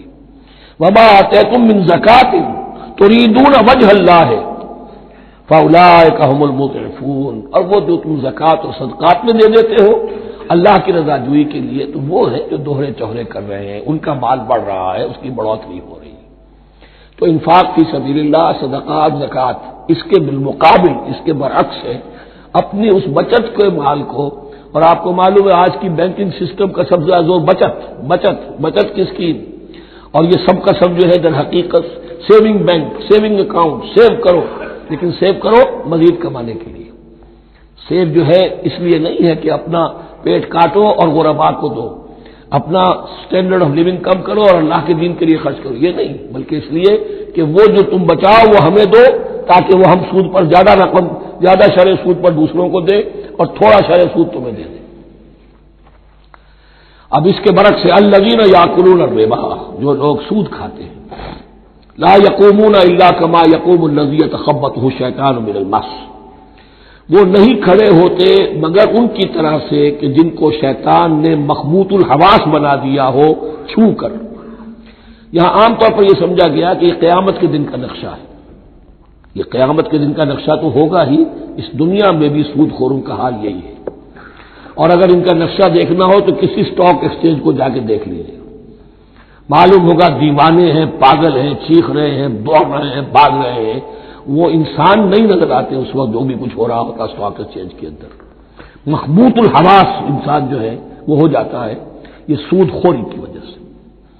الذین یاکلون الربا لا یقومون الا کما یقوم الذی یتخبطہ الشیطان من المس ذلک بانہم قالوا انما البیع مثل الربا، اور ان کے سب سے بڑھ کر مخبوط الحواس ہونے کا مظہر یہ ہے، یہ اس لیے کہ وہ کہتے ہیں کہ بیع بھی تو ربا کی طرح ہے، بیع بھی تو سود ہے۔ میں نے 100 روپے کا مال خریدا، 110 میں بیچ دیا، 10 بچ گئے، یہ ربا ہے، جائز ہے۔ 100 روپے کسی کو دیے اور 110 لیے، یہ سود ہو گیا۔ بھائی کیوں ہو گیا؟ 100 روپے کی شے دے دی، یہ 100 روپیہ دے دیا، کیا فرق پڑا؟ 10 لاکھ کا مکان بنایا، 4000 کے قرضے کے ماہانہ کرائے پر دے دیا، جائز ہو گیا۔ 10 لاکھ کسی کو دیا اور اس سے 4000 روپیہ مہینہ لینا شروع کیا، یہ سود ہو گیا، حرام ہو گیا۔ عقلی طور پر یہ باتیں ہیں کہ جو سود کے حامیوں کی طرف سے کہی جاتی ہیں۔ انما البیع مثل الربا، بیع میں بھی جو نفع ہوتا ہے، ربح اور ربا، یہ میں اس کو بیان کر چکا ہوں سورہ بقرہ کے دوسرے رکوع کے ضمن میں۔ تو یہ جان لیجئے کہ اس ظاہری سی مناسبت کی وجہ سے ان کا مخبوط الحواس لوگ جو ہیں وہ اس دونوں کے اندر کوئی فرق محسوس نہیں کرتے۔ یہاں اللہ تعالیٰ نے ان کے قول کا عقلی جواب نہیں دیا، بلکہ جواب کیا دیا؟ احل اللہ البیع وحرم الربا، اللہ نے بیع کو حلال قرار دیا ہے اور ربا کو حرام قرار دیا ہے۔ اب تم بات یہ کرو، اللہ کو مانتے ہو یا نہیں، رسول کو مانتے ہو یا نہیں، قرآن کو مانتے ہو کہ نہیں، یا اپنی عقل کو مانتے ہو؟ اگر تم مسلمان ہو، اگر تم مومن ہو، تو اللہ کا حکم جو وہ فرمائے، نہ صرف اللہ کا، جو رسول کا ہے، ما آتاکم الرسول فخذوہ وما نہاکم عنہ فانتہوا، جو کچھ رسول تمہیں دے لے لو، اور جس چیز سے روکتے رک جاؤ۔ یہ تو شریعت کا معاملہ ہے۔ ویسے اس میں جو فرق واقع ہوتا ہے وہ یہ ہے کہ ایک ہے فلوئڈ منی، فلوئڈ کیپٹل، ایک ہے فکس کیپٹل۔ مکان 10 لاکھ کا ہے، لیکن مکان سے جو شخص دے رہا فائدہ کیا اٹھائے گا؟ 1 مہینے رہے گا نا، بس اس کا بدل آپ نے لے لیا۔ 10 لاکھ روپے کسی کو نقد دے دیے، وہ کسی کام میں لگائے گا، 12 لاکھ بھی بن سکتے ہیں، 15 بھی لگ سکتے ہیں، 8 بھی رہ سکتے ہیں۔ اس میں آپ نے فکسڈ اگر لیا تو یہ حرام ہے۔ ان دونوں میں اگرچہ عام طور پہ کہا جائے گا یہ بھی کیپٹل ہے وہ بھی کیپٹل ہے، مکان بھی تو سرمایہ کی ایک شکل ہے، لیکن یہ فکس کیپٹل ہے، اس کی شکل بدل نہیں رہی ہے۔ اس مکان میں تو ایک شخص رہ جائے گا، سکنا ہوگا، اس کی رہائش ہے، یا آپ کہیں گے اس کی ویئر اینڈ ٹیئر ہے تو اس کا آپ نے بدل لے لیا، بس ختم۔ لیکن وہ جائے گا، وہ مکان آپ کے لیے رہ جائے گا۔ لیکن یہ کہ 10 لاکھ جس کو دیا نقد، وہ کاروبار کرے گا، کچھ اور کہیں لگائے گا، اس کے اندر اضافہ بھی ہو سکتا ہے، کمی بھی ہو سکتی ہے، اس میں پھر فکس پروفٹ لینا یہ ہے حرام، اور ان دونوں میں کوئی مناسبت نہیں۔ لیکن اللہ تعالیٰ نے یہ جواب نہیں دیا، جواب دیا احل اللہ البیع وحرم الربا فمن جاءہ موعظۃ من ربہ فانتہی فلہ ما سلف، تو جس شخص کے پاس اس کے رب کی طرف سے یہ نصیحت پہنچ گئی اور وہ باز آ گیا، رک گیا، فلہ ما سلف، تو جو کچھ پہلے وہ لے چکا ہے وہ اس کا ہے، وہ اسے واپس نہیں دیا جائے گا، حساب کتاب نہیں کیا جائے گا کہ تم اتنا سود کھا چکے ہو واپس کرو۔ لیکن اس کا یہ مطلب بھی نہیں کہ اس کا کوئی گناہ ان پر نہیں ہوگا، وَأَمْرُهُ إِلَى اللَّهِ، اللہ کے حوالے رہے گا، معلق رہے گا، اللہ چاہے گا تو معاف بھی کر دے گا، اور اللہ چاہے گا تو پچھلے سود کے اوپر بھی اس کی سرزنش ہوگی۔ أَمْرُهُ إِلَى اللَّهِ وَمَنْ عَادَ، لیکن اس نصیحت کے آنے کے بعد بھی جس نے دوبارہ یہ حرکت کی فَأُولَٰئِكَ أَصْحَابُ النَّارِ هُمْ فِيهَا خَالِدُونَ، تو یہ جہنمی ہے اور اس میں ہمیشہ ہمیشہ رہے گا۔ يَمْحَقُ اللَّهُ الرِّبَا وَيُرْبِي الصَّدَقَاتِ، اللہ تعالیٰ ربا کو مٹاتا ہے، دباتا ہے۔ اور ہمارے زمانے میں شیخ محمود احمد مرحوم نے ایک کتاب لکھی ہے مین اینڈ منی، اس میں ثابت کیا ہے جہاں جو یہ سود کا معاملہ چلتا ہے 3 چیزیں ساتھ ساتھ بڑھتی چلی جاتی ہیں، جتنا سود بڑھے گا ان امپلائمنٹ بڑھے گی، انفلیشن بڑھے گی، نتیجے میں انٹرسٹ ریٹ بڑھے گا، جیسے انٹرسٹ ریٹ بڑھے گا ان امپلائمنٹ مزید ہوگی، انفلیشن زیادہ ہوگی، اس سے وشس سرکل، اور اسی کے نتیجے میں تباہی ہو جاتی ہے، چھپی رہتی ہے وہ تباہی۔ وہ تو ایک ہی وقت میں بینک کرپٹ ہوگا، کوئی بینک، بڑے بڑے بینک جو ہے دیوالے نکلیں گے، ابھی جو کوریا کا حشر ہو رہا ہے اور جو اس سے پہلے روس کا ہو چکا ہے، یہ سارا جو ہے یہ یوں سمجھیے شیش محل کی طرح ہے، اس میں تو ایک پتھر پڑے گا تو ٹکڑے ہو جائیں گے۔ وَمَنْ عَادَ فَأُولَٰئِكَ أَصْحَابُ النَّارِ هُمْ فِيهَا خَالِدُونَ يَمْحَقُ اللَّهُ الرِّبَا وَيُرْبِي الصَّدَقَاتِ، اللہ تعالیٰ پالتا ہے، صدقات کو پالتا ہے، بڑھاتا ہے اللہ کے ہاں۔ وہ آیت میں سنا چکا ہوں آپ کو، سورہ روم کی 39ویں آیت ہے یہ، وَمَا آتَيْتُم مِّن رِّبًا لِّيَرْبُوَ فِي أَمْوَالِ النَّاسِ فَلَا يَرْبُو عِندَ اللَّهِ وَمَا آتَيْتُم مِّن زَكَاةٍ تُرِيدُونَ وَجْهَ اللَّهِ فَأُولَٰئِكَ هُمُ الْمُضْعِفُونَ واللہ لا یحب کل کفار اثیم، اور اللہ کو ہرگز پسند نہیں ہے وہ سب کہ جو ناشکرے ہیں اور گناہگار ہیں۔ ان الذین آمنوا وعملوا الصالحات واقاموا الصلاة وآتوا الزکاة لهم اجرهم عند ربهم ولا خوف علیہم ولا هم یحزنون، ہاں جو لوگ ایمان لائیں اور نیک عمل کریں، نیک عمل میں ظاہر بات ہے جو شے حرام ہے اس کا چھوڑ دینا بھی لازم ہے، اور نماز قائم رکھیں، زکوٰۃ ادا کریں، ان کے لیے ان کا اجر محفوظ ہے ان کے رب کے پاس، ولا خوف علیہم ولا هم یحزنون۔ یا ایھا الذین آمنوا اتقوا اللہ وذروا ما بقی من الربا، اے ایمان والو اللہ کا تقوی اختیار کرو اور چھوڑ دو جو رہ گیا ہے سود میں سے۔ آج فیصلہ کر لو کہ جو بھی کچھ تمہیں کسی کو قرض دیا تھا اب اس کا سود چھوڑو۔ یا ایھا الذین آمنوا اتقوا اللہ وذروا ما بقی من الربا ان کنتم مؤمنین، اگر تم مومن ہو، فَإِن لَّمْ تَفْعَلُوا، اور اگر تم نے ایسا نہ کیا، باز نہ آئے، فَاذَنُوا، تو کان کھول کر سن لو، بحرب من اللہ ورسولہ، اللہ اور اس کے رسول کی طرف سے اعلان جنگ. یہ الٹیمیٹم ہے. اگر باز نہیں آتے سود سے، دیکھیے کسی اور گناہ پر یہ بات نہیں آئی، اللہ اور اس کے رسول کی طرف سے اعلان جنگ. وَإِن تُبْتُمْ فَلَكُمْ رُءُوسُ أَمْوَالِكُمْ، اگر تم توبہ کرو تو تمہارے جو اصل راس المال ہے وہ تمہیں لوٹا دیے جائیں گے. سود چھوڑ دو، راس المال واپس لے لو. لا تظلمون ولا تظلمون، نہ تم ظلم کرو سود لے کر اور نہ تم پر ظلم کیا جائے کہ تمہارا راس المال بھی دبا دیا جائے. لا تظلمون ولا تظلمون. وَإِن كَانَ ذُو عُسْرَةٍ، اور اگر تمہارا جو مقروض ہے وہ تنگی میں ہے، وہ تنگ دستی میں ہے، فَنَظِرَةٌ إِلَىٰ مَيْسَرَةٍ، تو انہیں انتظار کرو، پھر اسے مہلت دو کہ اس کی حق کشادگی پیدا ہو جائے، آسانی سے وہ آپ کی رقم، آپ کا قرض واپس کر سکے. لیکن اس سے بھی آگے وَأَن تَصَدَّقُوا خَيْرٌ لَكُمْ، تم صدقہ ہی کر دو. تمہارا بھائی غریب تھا، اس کو تم نے قرض دیا تھا، کوئی سود لے کر کھا بھی چکے ہو، اب جو ہے سود، اب تو باقی سود کو تو چھوڑا ہی ہے، اگر وہ راس المال بھی بخش دو اس کو، یہ انفاق ہو جائے گا، یہ قرض حسنہ اللہ کو ہو جائے گا، یہ تمہارا جو ہے ذخیرہ آخرت بن جائے گا. تو یوں سمجھیے کہ جو بھی جو ہے جس کو سرپلس ویلیو میں نے کہا تھا اسلامی معیشت کے اندر، جو بچت ہے آپ کی، اس بچت کا سب سے اونچا مصرف کیا ہے؟ صدقہ دے دو، انفاق کر دو. اس سے کم تر کیا ہے؟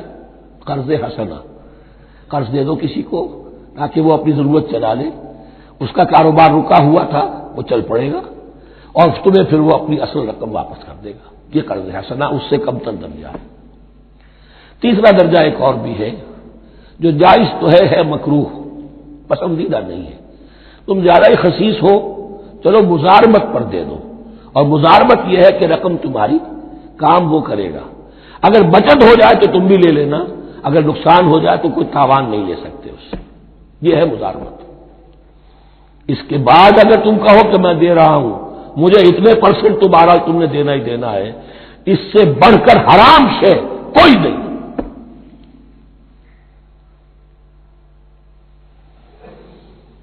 وَإِن كَانَ ذُو عُسْرَةٍ فَنَظِرَةٌ إِلَىٰ مَيْسَرَةٍ، تو اگر وہ ہے مقروض تمہارا وہ تنگی میں ہے تو پھر انتظار کرو، اسے مہلت دو اس کی کشائش تک. وَأَن تَصَدَّقُوا خَيْرٌ لَكُمْ، اور اگر تم صدقہ ہی کر دو، خیرات کر دو، دے دو، بخش دو، وہ تمہارے لیے بہتر ہوگا. ان کنتم تعلمون، اگر تم جانتے ہو، اگر وہ حکمت تمہارے اندر آ گئی ہے، اگر تم اولو الالباب ہو، اگر تم سمجھدار ہو، تو جو کچھ تمہیں بچت اس سے ہوگی، جو اللہ کے ہاں جو ثواب ملے گا، وہ تمہیں یہ رقم واپس لے کر جو ہے اس سے کیا مل جائے گا. وَاتَّقُوا يَوْمًا تُرْجَعُونَ فِيهِ إِلَى اللَّهِ، یہ آیت آخری آیت ہے قرآن کی نزول کے اعتبار سے. آیت ڈرو اس دن سے، دیکھیے وہی آیت یاد کیجیے. وَاتَّقُوا يَوْمًا لَا تَجْزِي نَفْسٌ عَن نَفْسٍ شَيْئًا وَلَا يُقْبَلُ مِنْهَا شَفَاعَةٌ وَلَا يُؤْخَذُ مِنْهَا عَدْلٌ وَلَا هُمْ يُنصَرُونَ. وَاتَّقُوا يَوْمًا لَا تَجْزِي نَفْسٌ عَن نَفْسٍ شَيْئًا وَلَا يُقْبَلُ مِنْهَا عَدْلٌ وَلَا تَنفَعُهَا شَفَاعَةٌ وَلَا هُمْ يُنصَرُونَ. وَاتَّقُوا يَوْمًا تُرْجَعُونَ فِيهِ إِلَى اللَّهِ، ڈرو اس دن سے جس دن کے لوٹا دیے جاؤ گے تم اللہ کی طرف. ثُمَّ تُوَفَّىٰ كُلُّ نَفْسٍ مَّا كَسَبَتْ، پھر ہر جان کو پورا پورا دے دیا جائے گا جو کمائی اس نے کی ہوگی. وَهُمْ لَا يُظْلَمُونَ، اور ان پر کوئی ظلم نہیں ہوگا.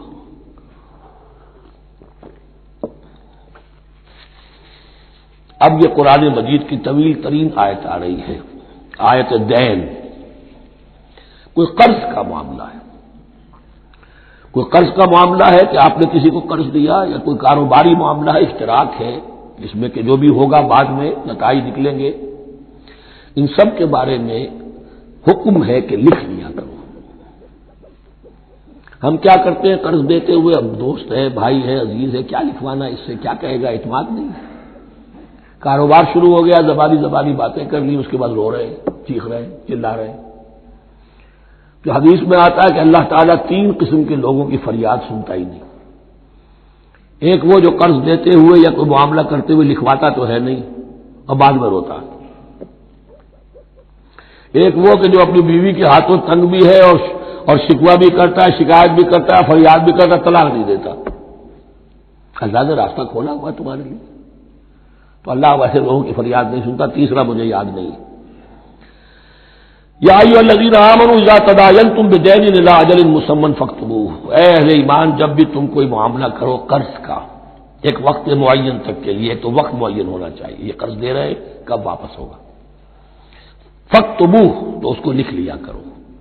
یہ فعل امر ہے، الامر للوجوب، واجب ہے یہ۔ وَلْيَكْتُبْ بَيْنَكُمْ كَاتِبٌ بِالْعَدْلِ، اور چاہیے کہ کوئی لکھنے والا تمہارے مابین عدل کے ساتھ، لکھنے والا کوئی ڈنڈی نہ مار جائے، انہیں بھی چاہیے کہ وہ صحیح صحیح لکھے۔ وَلَا يَأْبَ كَاتِبٌ أَن يَكْتُبَ كَمَا عَلَّمَهُ اللَّهُ فَلْيَكْتُبْ، اور کسی بھی شخص کو جسے اللہ نے سکھایا ہوا ہے کتابت لکھنے کا کام، تو اس کو انکار نہیں کرنا چاہیے لکھنے سے، اللہ نے اسے یہ علم دیا ہے، اسے چاہیے کہ لکھ دے، اس لیے کہ اس معاشرے میں پڑھے لکھے لوگ تو بہت کم ہوتے تھے۔ اب بھی یہ ہوتا ہے، عرائض نویس وغیرہ ہوتے ہیں، وثیقہ نویس ہوتے ہیں، پیسے دے کے ان کو جو لکھواتے ہیں، لیکن اگر کوئی وثیقہ نویس جو ہے بے ایمانی کرے اور لکھنے میں کوئی کمی کر جائے تو جو جس کے اوپر ذمہ داری ہے اسے نقصان پہنچ جائے گا۔ وَلْيَكْتُبْ بَيْنَكُمْ كَاتِبٌ بِالْعَدْلِ، اور چاہیے کہ لکھنے والا تمہارے مابین انصاف کے ساتھ لکھے۔ وَلَا يَأْبَ كَاتِبٌ أَن يَكْتُبَ كَمَا عَلَّمَهُ اللَّهُ فَلْيَكْتُبْ، اور نہ انکار کرے کوئی لکھنے والا اس سے کہ وہ لکھے جیسے اللہ نے اسے سکھایا ہے، تو لکھنا چاہیے۔ وَلْيُمْلِلِ الَّذِي عَلَيْهِ الْحَقُّ، لکھتے وقت املا وہ کرائے جس کے ذمے رقم آ رہی ہے، جس پر حق آ رہا ہے، علیہ الحق، وہ لکھوائے، جس کا مال ہے وہ نہ لکھوائے، جس پر ذمہ داری آ رہی ہے وہ لکھوائے، جو میں کیا ذمہ داری لے رہا ہوں۔ وَلْيَتَّقِ اللَّهَ رَبَّهُ، اور اللہ سے ڈرتا رہے اپنے رب سے، وَلَا يَبْخَسْ مِنْهُ شَيْئًا، اور لکھوانے میں اس میں سے کوئی شے کم نہ کر دے۔ فَإِنْ كَانَ الَّذِي عَلَيْهِ الْحَقُّ سَفِيهًا، اب اگر وہ جو مقروض ہے، جو قرض لے رہا ہے، جس کے ذمے کوئی ذمہ داری آ رہی ہے، وہ ناسمجھ ہے یا بوڑھا ہے، ضعیف ہے، اور لا يستطيع ان يمل، یا اس کے اندر یہ اتنی صلاحیت نہیں ہے کہ املا کرا سکے، یہاں املا کے معنی میں ہے، ہوا فَلْيُمْلِلْ وَلِيُّهُ بِالْعَدْلِ، تو اگر وہ نہیں املا کرا سکتا تو اس کا کوئی ولی ہو، اس کا کوئی وکیل ہو، اس کا کوئی اٹارنی ہو، وہ اس کی طرف سے اس کو لکھوائے۔ وَاسْتَشْهِدُوا شَهِيدَيْنِ مِن رِجَالِكُمْ، یہ ایک آیت چل رہی ہے ابھی، پورے رکوع کے اوپر ایک آیت پھیلی ہوئی ہے، سوائے آخر میں تھوڑا سا حصہ دوسری آیت آئے گی۔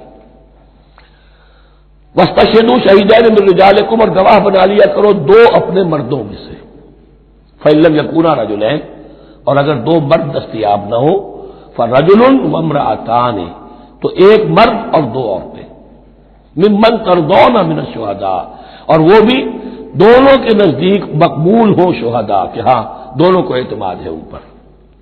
اب یہ جو سوال آ گیا کہ ایک مرد کی جگہ دو عورتیں، دو مرد یا پھر ایک مرد کا ہونا تو لازم ہو گیا، محض عورت کی گواہی نہیں چلے گی، لیکن اس کا آیا مسئلہ تو ہر قسم کے معاملے کا ہے یا قرض اور مالی معاملات میں وثیقہ نویسی کا، یہ ایک علیحدہ مسئلہ ہے، یہ تو باتیں پھر فقہا کے یہاں تفصیل سے ملتی ہیں، لیکن یہ مسئلہ موجود ہے کہ دو مرد، اور اگر دو مرد دستیاب نہ ہو تو ایک مرد اور دو عورتیں، تو سوال تو پیدا ہو گیا کہ کیا عورت کی گواہی عادی ہے؟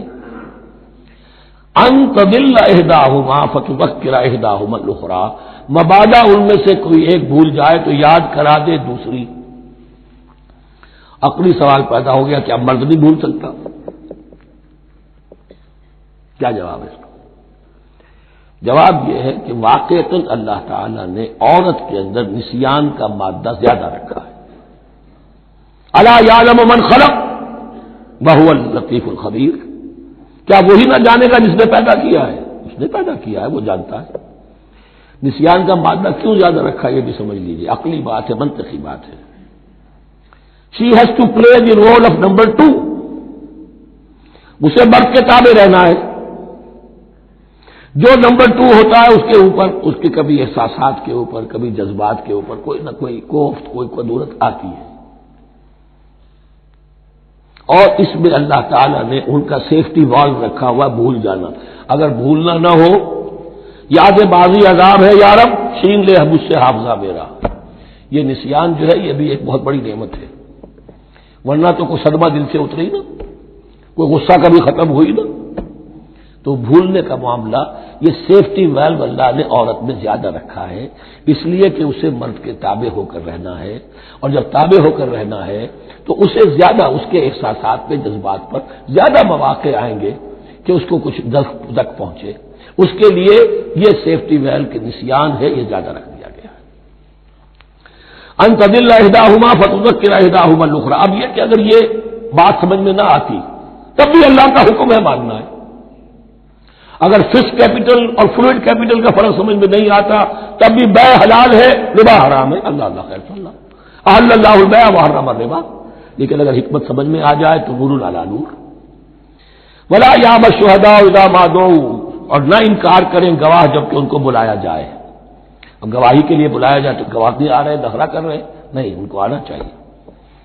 ومن اسلم ممن کتم شہادۃ من اللہ ہے, جو اللہ کی کوئی گواہی جو ہے اگر چھپائی ہے تو بہت بڑا ظلم ہے. ولا تسأموا, اور اس سے تھکو مت, کسل مت کرو, سستی مت کرو, ان تکتبوہ ہو کہ تم لکھو اسے صغیرا اور کبیرا, چاہے چھوٹا معاملہ ہو چاہے بڑا ہو, الی اجلہ ہی, وقت معین کے لیے. اتنا قرض دے رہا ہوں, اتنے وقت میں آپ نے مجھے لوٹانا ہے. اس کے بعد آپ بڑھا سکتے ہیں, آپ دیکھ سکتے ہیں, اسے مزید مہلت دے سکتے ہیں. ایسے ہی حالات ہے تو آپ معاف بھی کر سکتے ہیں. لیکن یہ کہ جب لکھنا ہے, حکم دیا جا رہا ہے, تو اس میں اجل معین ہو, الی اجلہ ہی. اور اس میں چھوٹے بڑے کی تفریق نہ کرو, چاہے چھوٹا مسئلہ بڑا لکھ لو. ذالکم اقسط عند اللہ, یہ اللہ کے نزدیک بھی زیادہ مبنی بر انصاف ہے. واقوم للشہادہ, اور گواہی کے لیے زیادہ قوی ہوگا اور زیادہ درست ہوگا. لکھی ہوئی شے ہوگی تو اب معاملہ جو ہے بہت واضح رہے گا, ورنہ زبانی یادداشت کے اندر کہیں کہیں جو ہے تعبیر ہی میں فرق ہو جاتا. وعدنا اللہ ترتابوا, اور یہ اس کے بہت قریب ہے کہ تم بھولو گے نہیں. الا ان تکون تجارۃ حاضرۃ تدیرونھا, الا یہ کہ کوئی لین دین ہو, تجارت ہو جو حاضر ہوتی ہے دست بدست. آپ نے سودا لیا, اس نے پیسے دے دیے, اب کیش بھی وہ دے دیجئے یہ آپ دینا چاہیں تو, ورنہ یہ شریعت میں لازم نہیں ہے. اگر ایسا دست بدست کا معاملہ ہے تو پھر یہ ہے کہ وہ تو ہو گیا ایکسچینج, وہ مال جو ہے دکاندار نے مال دیا, آپ نے پیسے دے دیے, اس کے لکھنے کی ضرورت نہیں ہے. الا ان تکون تجارۃ حاضرۃ تدیرونھا بینکم, تو اگر وہ تجارت ہو کے نقد تمہاری چلتی ہے, آپس میں لین دین ہو رہا ہے, فلیس علیکم جناح الا تکتبوھا, تو کوئی حرج نہیں ہے تم پر کہ اسے نہ لکھو. واشهدوا اذا تبایعتم, اور گواہ بنا لیا کرو جب کوئی مستقبل کا سودا کرو. یہ بیع سلم جو ہوتی ہے یہ مستقبل کا سودا ہے, قرض کا سودا ہے. بیع سلم بھی ایک طرح کا قرض ہے. آج آپ طے کرتے ہیں کسی شخص سے, کسی کاشتکار سے, زمیندار سے کہ اگلا موسم جو آئے گا فصل کا, گیہوں کی فصل کا, تو اتنے روپے من کے حساب سے 500 من گندم میں آپ سے لوں گا. یہ بیع سلم کہلاتی ہے, اور اس میں لازم ہے کہ پوری قیمت ابھی ادا کر دیں. لیکن اس میں بھی کہ اس وقت آپ کو اتنی گندم دینی ہے, اس کو لکھوا لو اور اس پر 2 گواہ بنا لو. واشهدوا اذا تبایعتم ولا یضار کاتب ولا شہید, اور نہ نقصان پہنچایا جائے کسی لکھنے والے کو یا گواہ کو, اور نہ نقصان پہنچائے کوئی لکھنے والا یا گواہ. یہ یضار دونوں کے لیے آ جائے گا, یہ معروف بھی ہے اور مجور بھی ہے. نہ ضرر پہنچایا جائے اور نہ ضرر پہنچائے, نہ کوئی کاتب اور نہ کوئی شہید گواہ. وَإِن تَفْعَلُوا, اگر تم ایسا کرو گے, نقصان پہنچاؤ گے, فَإِنَّهُ فُسُوقٌ بِكُمْ, تو یہ تمہارے لیے بہت بڑے گناہ کی بات ہوگی. وَاتَّقُوا اللَّهَ, اللہ سے ڈرو. وَيُعَلِّمُكُمُ اللَّهُ, اللہ تمہیں تعلیم دے رہا ہے. وَاللَّهُ بِكُلِّ شَيْءٍ عَلِيمٌ, اللہ ہر چیز کا علم رکھنے والا ہے. یہ ایک آیت ہوئی ہے. آخری پارے کی میرا غالب 4 5 6 صورتیں جمع کر لے تو جا کر ہی ایک آیت کا حجم برابر ہوگا. جو میں نے کہا تھا کہ آیات کی تعین توقیفی ہے, یہ ہمارے حساب کتاب سے, گرامر سے, منطق سے, علم بیان سے کوئی تعلق نہیں اس کا. وَإِن كُنتُمْ عَلَىٰ سَفَرٍ, اور اگر تم سفر پر ہو, وَلَمْ تَجِدُوا كَاتِبًا, اب وہاں کوئی لین دین کا معاملہ ہو گیا, قرض کا ہو گیا, کاتب کوئی ہے نہیں, فَرِحَانٌ مَقْبُوضَةٌ, تو کوئی گروی شے رکھ لو قبضے میں. فلاں شے آپ کے قبضے میں رہے گی, آپ اتنے پیسے مجھے دے دیجئے, میں جب یہ واپس کر دوں گا اپنی چیزیں آپ, میری چیز مجھے لوٹا دیجیے. یہ رہن ہے مقبوضہ. لیکن رہن سے کوئی فائدہ اٹھانے کی اجازت نہیں, وہ سود ہو جائے گا. اگر مکان رہن میں رکھا گیا ہے, قبضہ تو ہوگا اس کا, لیکن یہ کہ وہ اس کا کرایہ نہیں دے سکتا, کرایہ مالک کو جائے گا, اس سے کوئی استفادہ نہیں کر سکتا اس مال سے. رہان المقبوضہ. فإن أمن بعضكم بعضا, پھر اگر کوئی شخص اب اطمینان کرتا ہے اور اعتبار کرتا ہے تم میں سے بعض کسی بات کا، فَلْيُؤَدِّ الَّذِي اؤْتُمِنَ أَمَانَتَهُ، تو اب چاہیے اس شخص کو کہ جس کے اوپر یہ امانت آئی ہے، اگرچہ اس کے پاس رہن دینے کو کچھ نہیں تھا، یا یہ کہ دوسرے بھائی نے اس پر اعتماد کیا اور اس کی وجہ سے کوئی شے رہن نہیں لی، تو اب اس سے کوئی غلط فائدہ نہ اٹھائے، وہ گویا کہ اس کے پاس جو اس نے قرض لیا امانت ہے، اس کے پاس وہ امین بنایا گیا ہے۔ فَلْيُؤَدِّ الَّذِي اؤْتُمِنَ أَمَانَتَهُ، کہ اپنی امانت واپس لوٹائے، وَلْيَتَّقِ اللَّهَ رَبَّهُ، اور ڈرے اللہ سے جو اس کا رب ہے، وَلَا تَكْتُمُوا الشَّهَادَةَ، اور دیکھو گواہی کو چھپایا نہ کرو، وَمَن يَكْتُمْهَا فَإِنَّهُ آثِمٌ قَلْبُهُ، اور جو کوئی گواہی کو چھپائے گا تو اس کا دل گناہ میں مبتلا ہو جائے گا، دل داغدار ہو گیا تو رہ کیا گیا۔ وَاللَّهُ بِمَا تَعْمَلُونَ عَلِيمٌ، اور جو کچھ تم کر رہے ہو اللہ اسے جانتا ہے۔ اللہ کے فضل و کرم سے آخری رکوع پر ہم پہنچ گئے، اور یہ بڑا ایک یوں سمجھئے 3 آیتوں پر مشتمل رکوع ہے، جیسے کہ وہ رکوع جو ہم نے پڑھا تھا جس میں آیت الکرسی 4 آیتیں ہیں وہ، اور یوں کہا جا سکتا ہے کہ یہ 2 رکوع ایک دوسرے کے بالکل بالمقابل ہیں اپنی عظمت میں اور مقام میں۔ آیت الکرسی کی جگہ یہاں ایک دعا کی آیت ہے، جامع ترین دعا جو آئے گی آخری آیت میں، للہ ما فی السماوات و ما فی الارض۔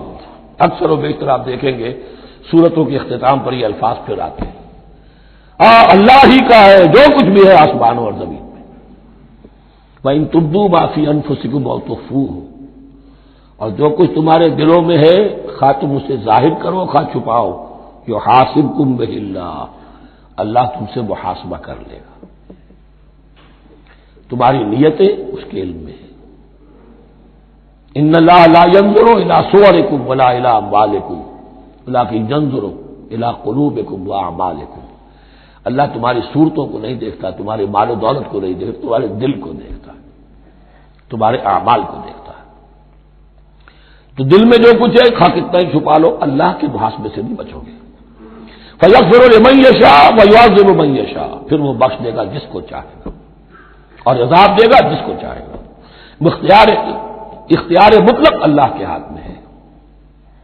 ہمارے ہاں اہل سنت کا عقیدہ یہی ہے، اللہ پر لازم نہیں ہے کہ وہ نیکوکار کو اس کا جزا ضرور دے اور بدکار کو اس کی سزا ضرور دے، اللہ کرے گا ایسا، یہ دوسری بات ہے، لیکن اللہ کی شان اس سے بہت اعلیٰ اور عرفہ ہے کہ اس پر کسی شے کو لازم قرار دیا جائے، اس کا اختیار مطلق ہے، مطلق۔ یفعل اللہ ما یرید، یفعل اللہ ما یشاء۔ اہل تشیع کا کہنا یہ ہے کہ اللہ پر عدل واجب ہے، اہل سنت کہتے ہیں اللہ عدل کرے گا، جزا و سزا میں عدل ہوگا، یہ ہم مانتے ہیں، واقعہ ہے، لیکن ہم یہ نہیں کہتے کہ اللہ پر عدل واجب ہے، اللہ پر کوئی شے واجب نہیں، بلکہ اللہ نے تو کتب علی نفسہ الرحمہ، اپنے اوپر واجب کیا ہے رحمت کو۔ وجوب کا لفظ جو آتا ہے اللہ پر تو وہ تو رحمت کا ہے، کتب علی نفسہ الرحمہ، اللہ نے اپنی ذات کے اوپر واجب کر لیا رحمت کو۔ واللہ علی کل شیء قدیر، اور اللہ ہر چیز کی قدرت رکھتا ہے۔ آمن الرسول بما انزل الیہ من ربہ والمؤمنون، ایمان لائے رسول صلی اللہ علیہ وسلم اس چیز پر کہ جو نازل کی گئی ان کی جانب ان کے رب کی طرف سے۔ غور طلب بات ہے، یہ بڑا باریک نکتہ ہے۔ نبی پر جب وحی آئی ہے کیسے پہچان دیا کہ یہ بدروح نہیں ہے، یہ جبرائیل ہے؟ آخر کوئی اشتباہ بھی تو ہو سکتا تھا، پہلا تجربہ تھا، اس سے پہلے نہ آپ نے کہانت سیکھی، نہ آپ نے کوئی اور اس طرح کی نفسیاتی ایکسرسائزز کی، آپ تو کاروباری آدمی تھے، ایک بہت ہی بھرپور زندگی گزار رہے ہیں، اہل و عیال والے ہیں، کاروبار کر رہے ہیں، آئی ایس لیول کا کاروبار ہے، تو فطرت جو ہے وہ پہچانتے ہیں۔ نبی کی فطرت وہ اتنی پاک اور صاف ہوتی ہے کہ اس کے اوپر کوئی بدروح کا کوئی اثر ہو ہی نہیں سکتا۔ اگرچہ اس میں ایک اور واقعہ میں نے ایک جگہ پڑھا تھا، وہ میں پھر کسی وقت موقع آیا تو سناؤں گا آپ کو، اس وقت نہیں ہے۔ بہرحال ہمارے لیے بڑی تسکین کی بات ہے کہ اللہ تعالیٰ نے رسول کے ایمان کے تذکرے کے ساتھ ہمارے ایمان کا تذکرہ کیا۔ آمن الرسول بما انزل الیہ من ربہ والمؤمنون، ایمان لائے رسول صلی اللہ علیہ وسلم اس چیز پر جو نازل کی گئی ان کی جانب ان کے رب کی طرف سے، اور ایمان لائے صاحب ایمان۔ اللہم ربنا اجعلنا منہم، اللہم ربنا اجعلنا منہم۔ کل آمن باللہ وملائکتہ وکتبہ ورسلہ، یہ دوسرا مقام ہے سورہ بقرہ کے اندر جس میں ایمان کے جو اجزاء ہیں ان کو گنا گیا ہے۔ یاد ہے آیت البر،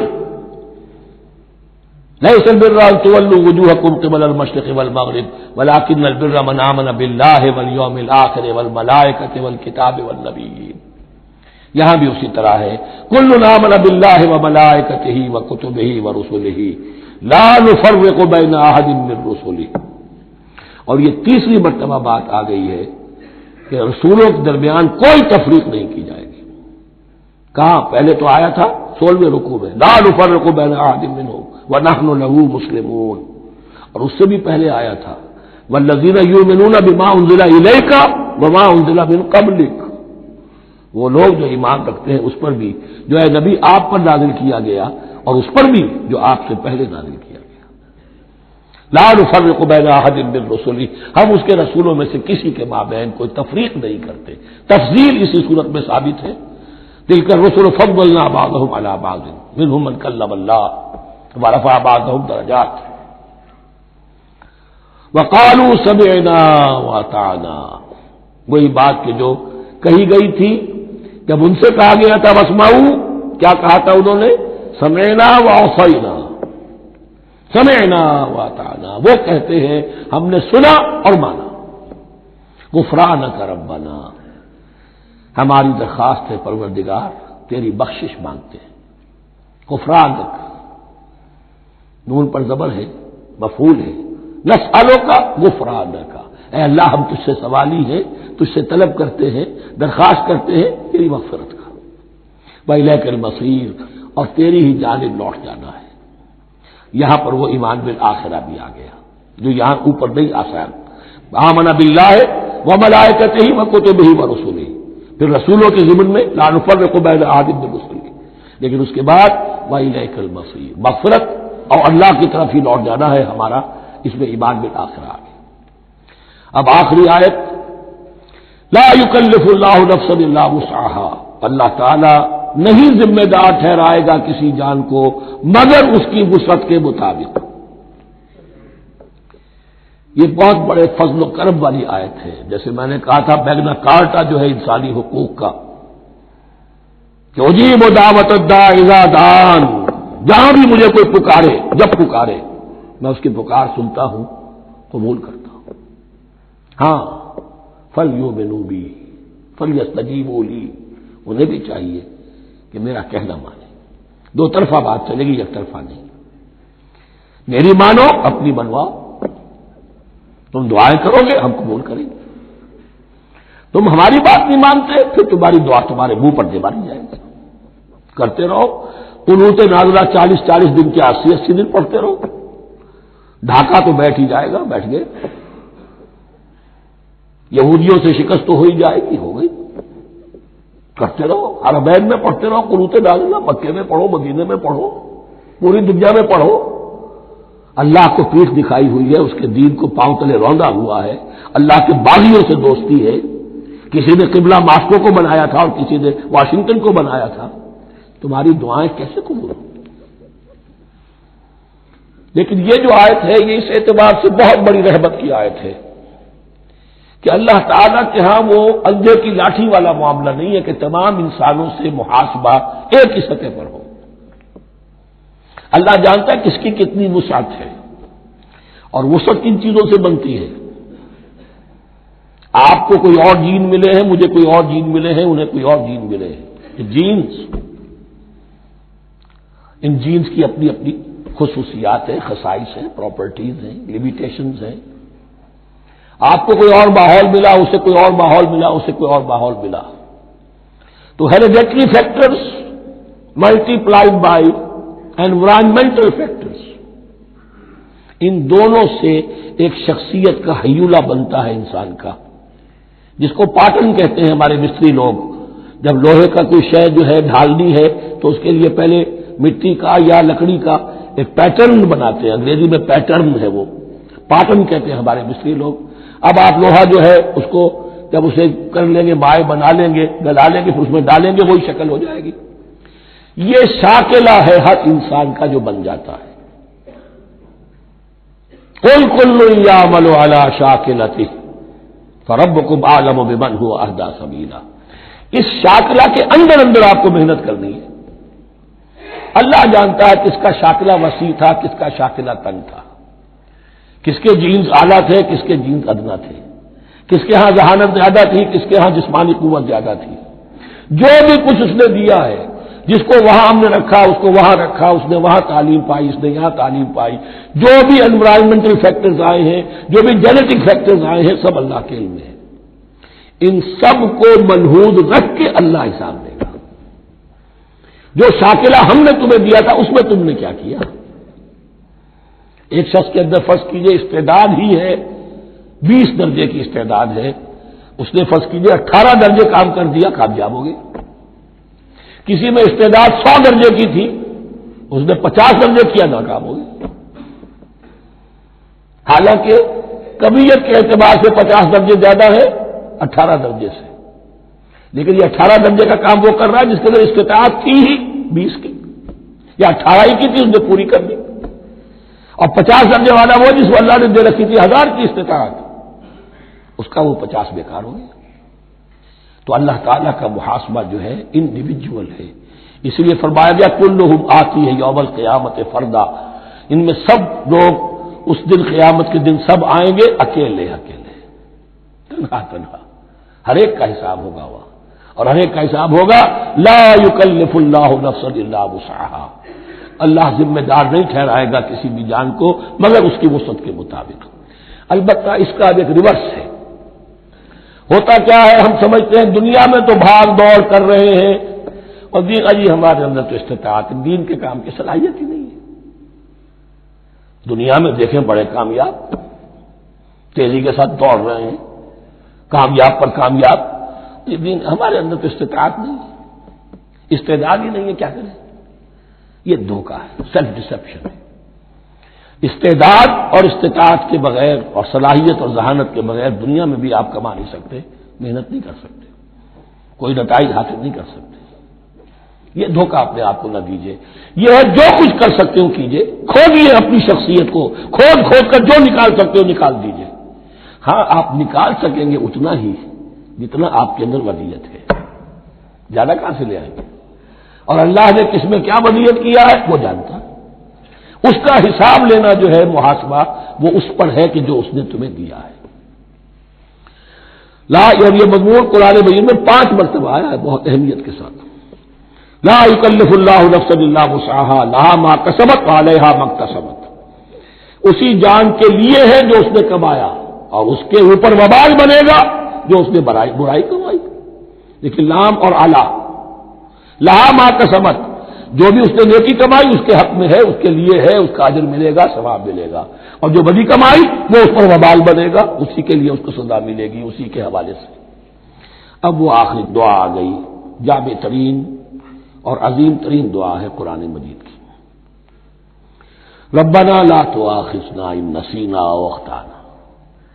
اہل ایمان کے راستے پر، عمل صالح کے راستے پر مقدور بھر، امکان بھر اپنی شخصیت کے کونوں کھجروں میں سے بھی نکال کر اپنی ریزیڈول انرجیز کو بھی نکال کر اللہ کی راہ میں لگا لیں. لیکن اس کے بعد بھی کوئی غرہ نہ ہو، کوئی غرور نہ ہو، کوئی اپنی محنت پر، اپنی نیکی پر، اپنی کمائی پر، اپنے کارناموں پر کہیں انسان دھوکہ نہ کھا جائے. کیفیت کیا رہنی چاہیے وہ یہ ہے تواضع، عجز، انکساری. ربنا لا تؤاخذنا ان نسینا او اخطانا. اے رب ہم سے مواخذہ نہ کیجو اگر ہم بھول جائیں یا ہم سے خطا ہو جائے. نسیان بھی ہے، الانسان مرکب من الخطاء والنسیان. انسان کے اندر یہ دونوں چیزیں خطا اور نسیان یہ تو بندھی ہوئی ہیں. خطا یہ ہے کہ آپ نے اپنی امکانی حد تک تو نشانہ ٹھیک لگایا تھا، نشانہ خطا ہو گیا، ٹھیک ہے کوئی بات نہیں، آپ کی نیت صحیح تھی. ایک اجتہاد کرنے والا اجتہاد کر رہا ہے، امکانی حد تک اس نے کوشش کی ہے کہ صحیح رائے تک پہنچے، لیکن خطا ہو گئی، اللہ معاف کرے گا۔ اس نے اپنی امکانی کوشش کی تھی، لہذا اسے ثواب ملے گا۔ مجتہد مخطی بھی ہو تو ثواب ملے گا، مجتہد مصیب ہے، صحیح رائے پر پہنچ گیا ہے تو دوہرا ثواب ملے گا، لیکن مجتہد مخطی ہے تب بھی ثواب ملے گا۔ تو بھول چوک پر، یہ بھول چوک خطا جو ہے، چوک صحیح ہے بالکل لفظ اس کے لیے، چوک جانا، نشانہ چوک گیا۔ تو اے پروردگار، جو بھی ہم سے سرزد ہو جائے، غلطی ہو جائے، بھول کی وجہ سے یا خطا کی وجہ سے، اس پر معاوضہ نہ کیجیے۔ ربنا ولا تحمل علینا اصرا کما حملته علی الذین من قبلنا، اور اے رب ہمارے، ہم پر وہ بوجھ نہ ڈالیو جس سے ہم لے کر چل نہ سکیں۔ دیکھیے ایک حمل ہوتا ہے جس سے حمال کا لفظ بنا ہے، جس کو لے کر انسان چلتا ہے۔ حمال اس بوری کو یا بوجھ کو اٹھا کر چل رہا ہے، جو آپ کی طاقت میں ہے اور جس سے لے کر آپ چل سکیں، وہ ہے حمل۔ اور جو ہو آپ کو بٹھا دے، اسر اس کو کہتے ہیں۔ یہ لفظ سورہ اعراف میں پھر آئے گا، یضع عنہم اسرہم والاغلال التی کانت علیہم۔ حضور کی شان یہ بھی تھی کہ انہوں نے لوگوں کے بوجھ جو ان کی طاقت سے بڑھ کر تھے ان کے کندھوں سے اتار دیے۔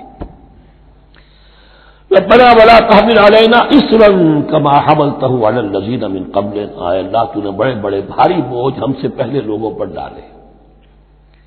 شریعت بھی پہلے بھاری تھی، بہت سے معاملات ہم نے دیکھ لیے، روزہ ہمارے لیے کتنا آسان کر دیا گیا، رات کو نکال دیا روزے سے، کہہ دیا خاص طور پہ کھاؤ پیو ضرور، سحری ضرور کرو، تسحروا فإن فی السحور برکہ، کتنی آسانی ہے۔ رات میں تعلق زن و شو کی اجازت ہے، وہاں ان کے روزے میں چپ بھی تھا، چپ بھی رہو، نہ کھاؤ نہ پیو، نہ تعلق زن و شوق، نہ گفتگو، تو آسانی کی ہے۔ ان کے ہاں یوم سبت کا حکم تھا اتنا سخت، کوئی کام نہیں کرو گے۔ ہمارے ہاں وہ تھوڑے سے وقت کے لیے، اذا نودی للصلاۃ من یوم الجمعۃ فاسعوا الی ذکر اللہ وذروا البیع، اذان سے لے کر اور نماز کے ادا ہو جانے تک ہر کاروبار دنیاوی حرام ہے، لیکن اس سے پہلے اس کے بعد آپ کر سکتے ہیں، تو آسانی ہے۔ ربنا ولا تحمل علینا اصرا کما حملته علی الذین من قبلنا ربنا ولا تحملنا ما لا طاقۃ لنا به، اور اے رب ہمارے، ہم پر وہ بوجھ نہ عائد کیجو، ہم پر ڈالیو جس کی کہ ہمارے اندر طاقت نہ ہو۔ واعف عنا، ہم سے درگزر فرماتا رہے، ہمیں معاف کرتا رہے، واغفر لنا، اور ہمیں بخشتا رہے۔ مغفرت کا لفظ جو ہے اس کو سمجھ لیجئے ڈھانپنا، مغفر کہتے ہیں خود کو، جو ہیملٹ پیٹرن ہوتا ہے تاکہ گولی جو ہے وہ سر پہ لگے تو یہ آپ کو بچا لے۔ مغفر خود پہنتے تھے تلوار کے وار سے سر کو بچانے کے لیے، سر کو ڈھانپا ہوا مغفر سے، تو گناہ کو اللہ تعالیٰ اپنی رحمت سے ڈھانپ دے۔ واغفر لنا، ہماری خطاؤں کی پردہ پوشی فرما دے۔ ورحمنا، اور ہم پر رحم فرما۔ انت مولانا، تو ہمارا مولا ہے، والی ہے، ہمارا پشت پناہ ہے، مددگار ہے۔ اللہ ولی الذین آمنوا یخرجہم من الظلمات الی النور فانصرنا علی القوم الکافرین، بس ہماری مدد فرما کافروں کے مقابلے میں۔ انہی الفاظ پر وہ دعا ختم ہوئی تھی جو طالوت کے ساتھیوں نے کی تھی علیہ الصلوۃ والسلام۔ اصل میں یہ دعا اب تلقین کی جا رہی ہے، مرحلہ سخت آ رہا ہے، مرحلہ سخت ہے اور جان عزیز، تاب لاتے ہی بنے گی آپ غالب۔ اب وہ مرحلہ آ رہا ہے، اس کے لیے تیار ہو جاؤ۔ یہ سارا حصہ جو ہے در حقیقت یہ تمہید ہے غزوہ بدر کی۔ بارک اللہ لی ولکم فی القرآن العظیم ونفعنی وإیاکم بالآیات والذکر الحکیم۔